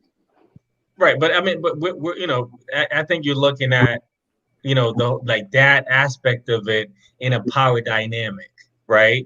You know, but when we're looking at the social aspect of it, the emotional aspect of it, I don't think it's the same thing, right? It's not the same history. It's not the same lineage at all. We were conquered. See, you're speaking as an outsider. That's why it's good to. I know you from Haiti, but listen, man. There's more. See, we're making what you're doing is what I'm talking about. We have to stop justifying. Men have to start creating boundaries. I hear what you're saying. It's not justifying it. It's understanding this conversation. Right. Hold on. One second, Gene. I'm not, you know, it's not necessarily making excuses. I think it's more like understanding where we're coming from, right? You know, I don't think it's fair to look at the problem and not understanding, you know, where the problem came from. You know what I'm saying? It's not making excuses, you know. The disagreement is where the source of the problem started. Right. I mean, you have to understand that. It's nothing to do with slavery. By 1929, Black people owned over 20 million acres of land in this country. There were more businesses. What was the percentage? There were more businesses in 1968 that Blacks owned than today. Yeah. What was the percentage, though? I don't understand when your question is incomplete. No, I'm saying, what was the percentage of Black people that own businesses? Right. I think you're looking at, you know, a marginalized group of Black people. They owned more business. That per capita, they owned more businesses back then than they do now. That's true. Yeah, that's what we had to. All right. So listen, I want to address something Ted said. Not to, like, Ted and Mark have different points, but to Ted's point, if you know, when you want to address anything, you got to begin at the beginning. Like, if you're beginning anywhere else, then you don't really have the full story. And if you look at, again, I'm going to reference that book, Daughters of the Trade. To Ted's point, when the Europeans came to Africa and they looked and they observed them and they saw that the women were the traders, and they were the ones who could lead them inland to capture men and enslave them. They started pursuing the women and marrying them and using these women's knowledge to capture their men and enslave them. To Ted's point, if the men stood up and stopped that from the very beginning, because these guys were able to build compounds where they kept their women and their kids that they didn't even live with, and they did whatever they wanted to, all in the presence of African men. This is at the beginning. This is at the beginning. So, like, I'm not negating anything that Mark is saying, because what Mark is talking about is moving forward. What I'm saying is that from the very beginning, Ted's point stands in that Black men did not, like, I mean, think about it. If someone just came and they're like, they're sleeping, they're taking the best of your women, they're making kids and stuff, and they're capturing you and sending you off into slavery, like, at what point do you stop fighting to get back your, at what point do you stop fighting to establish control of your domain? At what point? Well, listen, guys. Can I say something? Mark, I'm gonna let you say it, brother. We don't want to veer too much off topic, but you guys are making great points. Mark, speak your piece. I'm gonna let Alexandra speak in a minute. Then, Marcus, I want you to tell me when you had your Gen X experience and when you started speaking truth to power. What were the outcomes? So, go ahead, Mark. So what I wanted to say. So I grew up in Haiti, right? Mm-hmm. In the 90s, when Aristide went into exile, white troops came to Haiti, right? When they came to Haiti, they were sleeping with women, and it's not like the men could have done anything. You know why? We didn't have that power. They had the power. They had the guns. And the same thing happened in Africa. Now, hear me out. The same thing happened in Africa. When we talk about, what Black women were selling, Black men as slaves, white men were selling guns to different tribes, saying if you don't allow us to do this, to take Black men, we're gonna arm the other tribe to come destroy your tribe, right? So what are you gonna do? You don't have that kind of power. So what I'm trying to say is, a lot of us Black men, we don't have the power to fight the men we're talking about. It's here. It's right here. Ted, I get that. It's here because you here, right? Because you are at this state of mind that you are in right now. But a lot of Black men didn't have that. So what I'm saying is not understanding this aspect of it. That's right. That's the whole point I'm saying. Right. What I'm saying. And that's what needs to be addressed. Right, exactly. So I'm talking about, you have to understand, well, this is what happened. This is the history, and this is what we're fighting against, right? We're fighting against this. It's not, I don't think it's because we accepting it. It's because we don't understand. We don't have the mindset to say, you know what, we're going to come together. In fact, we're not together. We're not working together. Right? Listen, they went into the Middle East. They fought to the death. They conquered China. They fought back to the death. It's not the same thing. No, listen, I'm telling you this. Here's this proof. There were millions of Blacks right here in the United States. Right now, there are about 900 tribes who you would call Negroid or Black. Many of them are sovereign nations. And if you saw them, you would think that they're from Africa. They were here thousands of years before. Even when the Vikings came here in the year like 992, they kicked their asses and sent them back up to Greenland. And in I think it was in the 1600s, they were sending from the New England area of the United States. They sent 2.5 million Blacks from the United States to the Caribbean because they wanted to indoctrinate them and make them into slaves. And a Irish dude sent a letter back here, and this was all being presented at an Ivy League Brown University by Black and white scholars.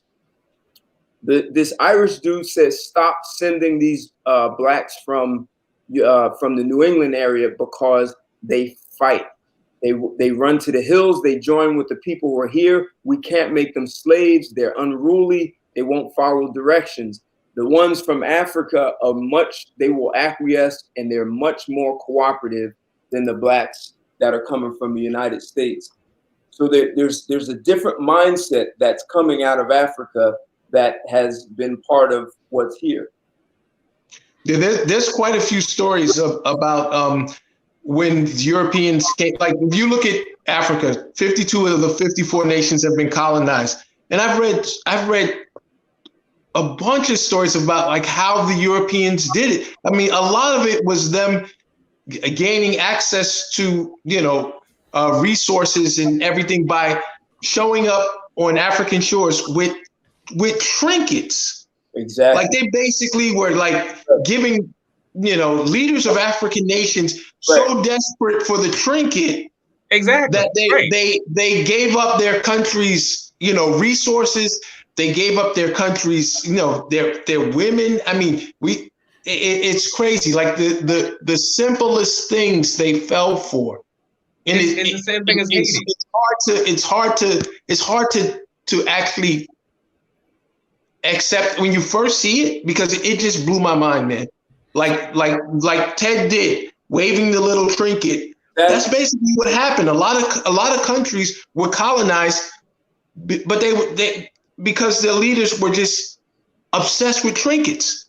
Well, and it's not always the leaders, because a lot of people don't know. In the 1960s, there were 3 presidents of African countries: Ghana, Congo, and Nigeria. They united the entire continent as one economy, one army. And then they put an embargo on the United States. They said, we won't sell you cacao. And if you don't know what cacao is, it's how you make fruit, but you make chocolate from it. So, and it's also an ingredient in Coca-Cola. So when they told U.S. we're not selling you cacao, and Africa as a continent supplies 75% of the world's cacao, the United States had a problem with it. So they figured out how to get, and the guy from Ghana, the president of Ghana, was the leader of the 3. They figured out how to get someone from Ghana to assassinate their whole own president, and it fell apart. Same thing happened with Shaka Zulu. Shaka Zulu was stopping them.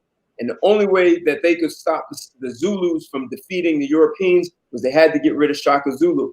So, and they only got rid of him with Zulus. I'm saying that somehow black men are accepting, they're embracing, instead of standing up and saying no, they're taking the trinkets, they're following their women. This is a mindset that has to die. Right. That's where we got to change the conversation. Right. Coming back. Right. Marcus, when did you have your Gen X moment? And then Alexandra, I want you to come in and we're going to bring it home. Guys, this has been a poignant discussion. And once again, the title of the discussion is, are Gen X men the new Sojourner truths? And so to the guys that are listening, please donate to 7 Small, Cash App 7 Smalls. And shout out to Marcus. Marcus, thank you, brother, the last time for donating. And then also, I want at least 20 people to send this, the Kosher Clinician, to 20 other people trying to grow this channel, trying to grow this brand, and trying to empower our people with precise knowledge by brothers like Ted, Gene, Mark, and brother Marcus. So Marcus, when did you have your Gen X moment? And when did you start saying, you know what, give me liberty or give me death? You got sick of the taxation without representation. When did you start, brother? Go ahead. I'll point out one in particular. Mm-hmm. It was one where I was going to head down that road to be a stepdad. Right. I noticed the loneliness on an everyday basis, as opposed to the difference when you're actually dating and they're not there 24/7, and the whole "you're not my daddy." Wow. Only my mama can tell me this. All those little ridiculous little catchbacks that come from the baby mama and the birth there, but you're still in my home. That's not going to work. Right. I noticed that loneliness, and it started around Christmas of, I want to say 2018. And it was at that point that I'm like, I can't do this. I'm not going to be a part of this. It's either going to be my leadership, right, and I'm going to be the head of the household. Yes, sir. Or you have to go. And it was less than 6 months later that she was gone. Right. And right. I also noticed there's one important factor. She had one girl and she had one boy. The boy was the oldest. I don't remember the specific ages, but I say somewhere around maybe 10 or 11 years old. He had no consequences for his bad behavior. And I want to say bad behavior. That includes acts of irresponsibility that should be easily fixable. by a male authority. But at the same time, for me to fix this, she thinks I have to get her approval. I don't need a woman's approval on how to fix a boy, regardless of who's the child, who's actually the birth father or not. But if you want to be in my household, you're going to have to do this my way. Right, right. And it came to simple stuff. Being able to keep up with your keys, being able to stay on top of your homework. There are programs now, ways to change and get those behaviors started. And at the same time, there was no way that there was any input as far as beyond school, those basic schools, to actually enhance his life, whether it be put him in organized sports, get him in groups that's gonna elevate his mind and help mold him into becoming a responsible adult.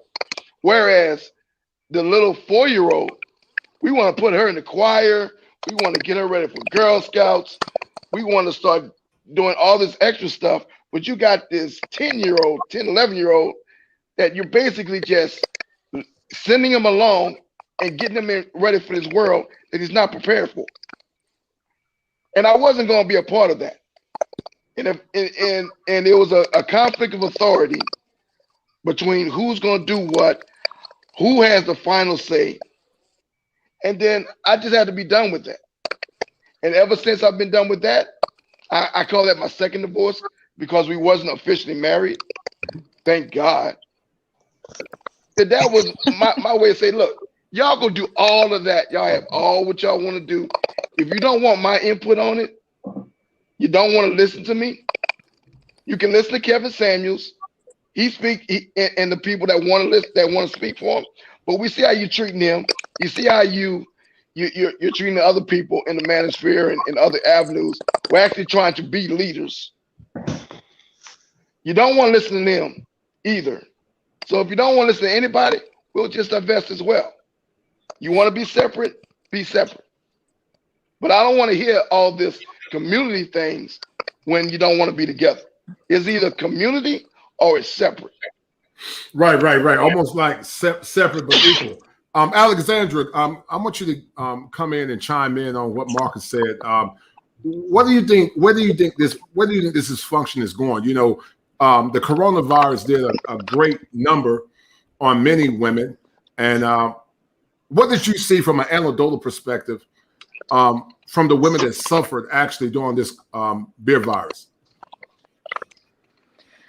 I mean, I would say in general, mental health, it's just not something that is it's frowned upon still in the Latin community and the Black community. It's not something that's common.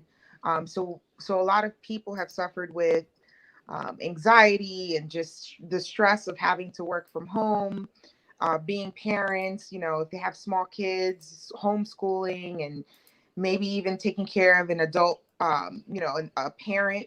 I mean, situations, it's a lot. And I don't think that, I don't think we've seen the repercussions of it yet, and we won't for several years. I think this past year has been taxing on everyone, men and women alike. So, I mean, I, for one, I personally, I mean, I can only speak for myself. I've been able to do a lot of reflecting during this time. And thankfully, you know, my kids are older. I have a daughter in college and a son that's going into high school. So it wasn't as stressful for me. But, you know, I think I just want to circle back with what Marcus said. I just found that story interesting because, you know, I was engaged to an individual several years ago, and we started dating when my son was very young. And to this day, we're, you know, obviously I never got married to him, and we're actually friends. And he's more of a father figure. Like, I'll call him if I have any issues or if I need his advice because I need that male, you know, he's like a father to my son, and he claims my son as his dad. And, you know, it's free reign. If he says he's not going to go out, and if he says he's grounded, I mean, we're not together. And there's, you know, the line is there. There's no type of, our relationship doesn't go beyond just friendship and the fact that he considers my kids his kids. But you know, I always respected that. So I find it interesting when I hear men say that, because women, especially, you know, the newer generation, you know, they want to wear the pants, they're independent and they want to control everything. And they don't realize that boys, specifically boys, need male energy. You know, women can't raise a boy into a man. Right. I totally agree. That is just a fact. And I don't think a lot of women know that. Right. Or maybe they do and they're just not willing to accept it because they don't want to accept their flaws. Not to say that it's a flaw, but you know, it's masculine energy and feminine energy. And so I just wanted to comment on what Marcus said. But in terms of COVID, I mean, it's been a crazy year. I mean, I don't know what's gonna happen. I don't know what our future is gonna look like, and I don't know for you men. You know, I don't want to say it's a bleak future, but you know, you guys are fighting a pretty big battle here, especially with you know, the way most women think. You know, they think that, to your point, that they don't realize, rather, I think, to your point, that you guys are the keepers of the relationship. You know, they consider themselves the prize, and I think I forgot who mentioned this, but that, you know, they're the queens and they should be dotted upon and you know, fed grapes. I don't know, I'm just throwing that out there. No, you're right. That's probably next. Right. I mean, grapes are good, but you know, it's the deification. It's the deification and edification of the feminine, and the masculine is actually doctored to be but subservient. It's called goddess worship, and you know, from the theological, they actually tied, you know, if you believe in the Bible, to the spirit of the Antichrist. But you know, I'm not here to talk about that. But we definitely see where men are actually giving their testicles away, and it goes back to what Ted has said. They're not fighting, and so it's important, because I tell men all the time, women don't like, women, they're gonna try you for power, but they want you to stand up to them. And so many men give their power away, you know, and they look like goofballs. And they, every time, the more she give up, the man give his power away, the more she lose respect for him. Because I tell men all the time, you're the sun in the esoteric, she is the moon. If the moon follows the sun, then it's going to burn the moon out. So the moon's job is to orbit around the sun. But so many men don't get it, you know, and that's why I'm doing these shows, not only as a man, as a black man of color, but also as a clinical professional, because I've seen it in practice, and I've also seen it, and I've seen the negative impact that it's had on the psyche and development of so many of these young black boys and so many men, because I don't want to see men suffering silence. Men don't have spaces where they're able to say what they, you know, want to say. You know, Ted would be a pariah in many communities. Ted is a pariah. But to your point, it's like almost like, you know, toddler, right? They'll throw a tantrum, and if you don't check them, right. They'll know that they can get away with it next time. Right. And I want to relay it. No, go ahead. Finish it, Alexandria. No, I was just gonna say I agree with his last statement, in that, you know, if you don't check it, they're slowly taking your power away. Conscious Crab, go ahead and bring it in, man, and then Alexander, you want you to cam up, see if you don't have any weave on. I want to relate a quick story, because it's relevant to like what we're talking about. So when I was in my 20s, you know, a lot of my friends, you know, they went to, you know, they had a lot of frat buddies, you know, that they went to school with, and here in New York City, a lot of these guys, they use their connections they started throwing parties in college, and it extended. And some of these guys, huge, like, you know, you'd have parties in the city. There would be like hundreds. I mean, it got to a point where one group of guys, they had like HBO and big companies like sponsoring their parties. But anyway, I used to help my friends promote these parties. And because it's like the frat environment, and I was never a part of that. When you went to these parties, you know, I always got my share of attention, but like the people that were connected in these frats, they really like those guys that were heads of frats and stuff, they really got like the lion's share of attention. They would have women around them all the time. So I go to this fight party and I meet this Dominican woman, right? And one of the most beautiful women I've ever, to this day.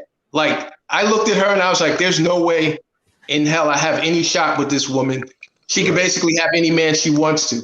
So as I'm walking around the party, she starts following me around the party, and she is actually helping me put food on my plate, helping me get stuff to drink. And I said to myself, this is a game. Like, she's so used to guys falling at her feet. Since I'm ignoring her, she wants to get my attention. And once she gets my attention, she's going to do the same to me. So I continue to ignore her. Right. So she came up to me later on in the evening and she said, I want to talk to you. So we went to the side and she says, what do you think I'm doing? And I said, you know what you're doing. You're playing a game.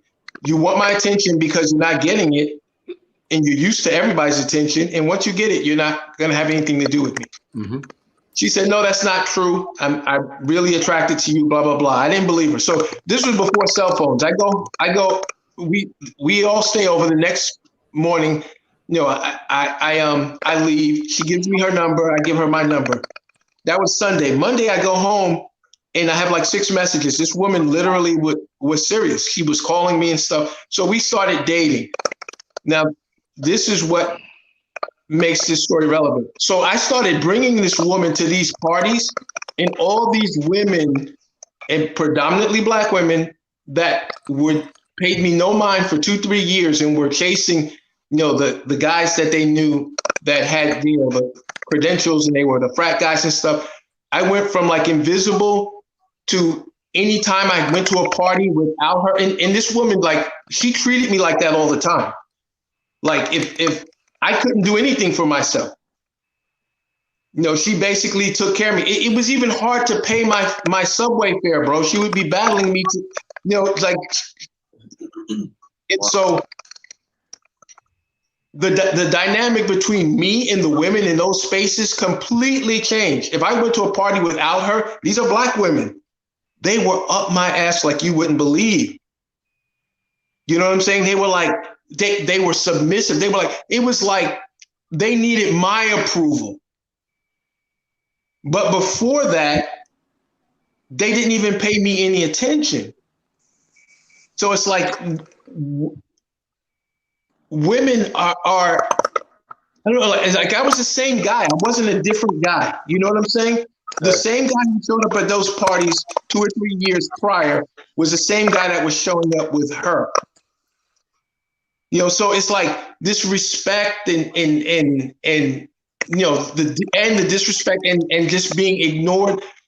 It's such a superficial thing that will make a woman shift and treat you different. I was always that guy. Why couldn't I get that same attention, that same energy, that same respect before I dated her? And they would come up to me, and these women would ask me, "Where's your girlfriend?"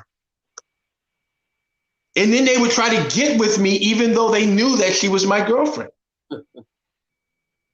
You know what I'm saying? Like it's crazy. I don't understand. Seven is yeah, slow. They want what everybody else's want. If by her being a beautiful woman, she's seen as the pillar of what beauty is. So it's really psychology. So they want to, if the woman if a fine woman thinks you're handsome, then all of a sudden they don't really want you. They just like the attention that woman is giving you, man. They did not give me any attention. Well, right. I won't say any, but the most beautiful women in those spaces that did not pay me attention, they were all paying me attention. Right. Once I put up with her. And she was the type, she didn't care about, like, she would come home from work and she would show me letters where guys were writing her letters with pictures of their homes and their cars and telling her what they would do to have her and she wouldn't have to work. And she didn't respect guys like that. Like, I don't know where she came from. She didn't respect them. She thought those guys were weak. Right, because women only respect strength and power. Listen, guys, we're about to bring it home. Alexandra, thank you, dear, for coming in. You're more than welcome to come in at any time. Make sure you bring some more talented and traditional women like yourself. And if you have not subscribed, Alexandra, please like, share, subscribe. to the Kosher Coalition. How did you find out about us? How did you find out about the show? Do Gene told you about it? Mute. You're mute. Unmute yourself. Yeah. Oh, Yeah. So how did you find out about the show? Do Gene told you about the show? sorry. Yeah. Okay, thank you, Gene. I appreciate it, brother. Thank you, Alex. I'm grateful for you coming I in. knew she would be a good addition. No. Right, I appreciate it, Gene. Thank you, sir. And please bring some more women like yourself onto the show. You know, there's a mental health crisis in America, and until Gen X men start being sojourners of truth, we're going to continue in the cesspool that we see now. So as we're about to sign off, I want to thank again, Brother Ted Santos. Please go and buy his book. Ted, tell the audience once again the name of your book. What's the title of your book? Title is "Here's Why You Can't Find Love." You can find it on Amazon and Walmart, and Kobo, and all the online places. So you can Okay. All right. And then once again, Brother Mark Montplacer, tell everybody about your book and where can they find your book, brother? Definitely. You can find the book on, pretty much everywhere books are sold. You can also find it on my website, which is healingvibes.org. It's a pleasure to be here always. It's a great conversation. Thanks for having me. What's the title of the book? Yeah, go ahead. He said, what's the title of the book? It's called Strong Women, Fed Up Men, Defeated Sons, and Broken Daughters. Okay, all right. And so, Marcus, I want you to take it home, and then I'm gonna let the lovely Alexandra, the Morana, bring it home too. So let me ask you a question, Alexandra. What month are you born? Are you an Aries? What month are you born? What month were you born? I'm a Pisces. Oh my March. God, you're a Pisces. Oh my God, y'all March. Pisces are sweet though, but whoo, y'all so emotional, man. But y'all are sweet. but Mark, go ahead, brother. Bring it home for us, man. What did you get from this show, and what have you learned that you can actually add to your life, but also give to other young men? Talking to me? Talking to Marcus B. Oh, Mark. okay. Definitely understood that there's a lot of common traits. We may disagree on a lot of facets of what happened in history, but at the same time, the conversation is progressing to where we're coming together as far as men figuring out which way we want to move forward, and more of a solidarity as opposed to individuals. And that's definitely something that needs to happen. We have to get rid of the simp culture. We have to get rid of the culture that has no backbone. Right. Because that's where our power is. Right. Sorry, my voice is very. No, you're fine. You're fine. But that's where our power is. No doubt. I agree with you 100%. To those that are watching, please cash out $7 Smalls, $7 Smalls. And then the Conscious Crab. The Conscious Crab, what did you get from this show real quick? And we're about to sign off. Funny. Basically that, we're fighting. This is like a battle of nature, of female, male, and the distortion of female nature, and that we've taken this little walk through history, and what is basically revealed is that there's a way that men are to move, and there's a way for us to be in order for our communities to move forward and to be strong and to be vibrant, and that has been lost. And what is now happening is a restoration of that, but it's an internal battle. It's a civil war. It's not even about the external. It's not about they play a part, like white supremacy and racism and all that. Those things play a part, but really it's an internal battle within the community of who is going to be the head of the community. And history has shown that matriarchies do not survive. Matriarchies do not thrive. Matriarchies do not innovate. Matriarchies do not build. The woman has her place within the community and within the family, but at the head is not where it's at. And we need to get rid of that notion. And anyone anyone who is not with that, then there has to be a dividing. We have to start separating ourselves from and let those people go in their own direction that want to live this bastardization of the traditional family. No doubt. Well, listen, guys, it's always a pleasure. I'm always honored to have Ted with his tactical points, Brother Mark with his intuitiveness, the conscious crab with his insights, and Brother Marcus with his fieriness. And I like what Marcus said last week. Either comply or divest. It's literally that simple. Life is fleeting. I'm Gen X. I came out of high school in 89, 90. Half of my life is over with. And so as a man gets older, he wants peace. And give me liberty, give me death, damn it. If you can't do what I say, you gotta take your ass off, man. So anyway, we're about to sign off. Go ahead, Ted. Go ahead. I think it would be valuable for everyone listening. Alexandria, it seems like you didn't get sucked up into a culture. How did you do that? And I understand you were born in that you've been here long enough. So how did you like Teflon? It sounds like you stopped picking. But she's a Pisces. Pisces women are sweet. They don't mind being submitted to their men. So they're smart too. I've never been a follower. I've always been the oddball out. I've never been a follower. I've always done my own thing. It's just who I am. I don't know. I've always been like this, even when I was younger. And it just translates, I matured and I grew through experience and relationship failures. And, you have to reflect on what did you do wrong? Because it's never only the other person.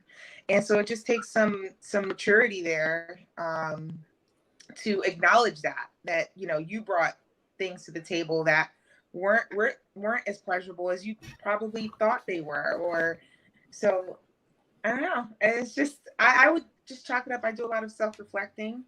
Great. And just learning and evolving and moving on from there. Well, listen, it's been an honor. Once again, I'm grateful for everybody. Shout out to the Frenchman, Mark. And we're about to sign off. It's about 6 minutes. It's about 6 minutes after the hour, 11 o'clock. We're about to sign off. Please like, share, and subscribe to the Kosher Clinician. Alexandria, if you have not subscribed, please subscribe there and bring 20 more like-minded women like yourself.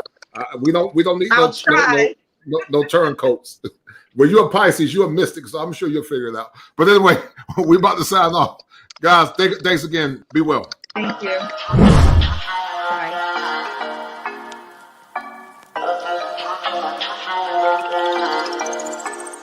4 in the morning, you got me up, all cause you need to talk. To 4 in the evening, wanna break up, say that you've had enough.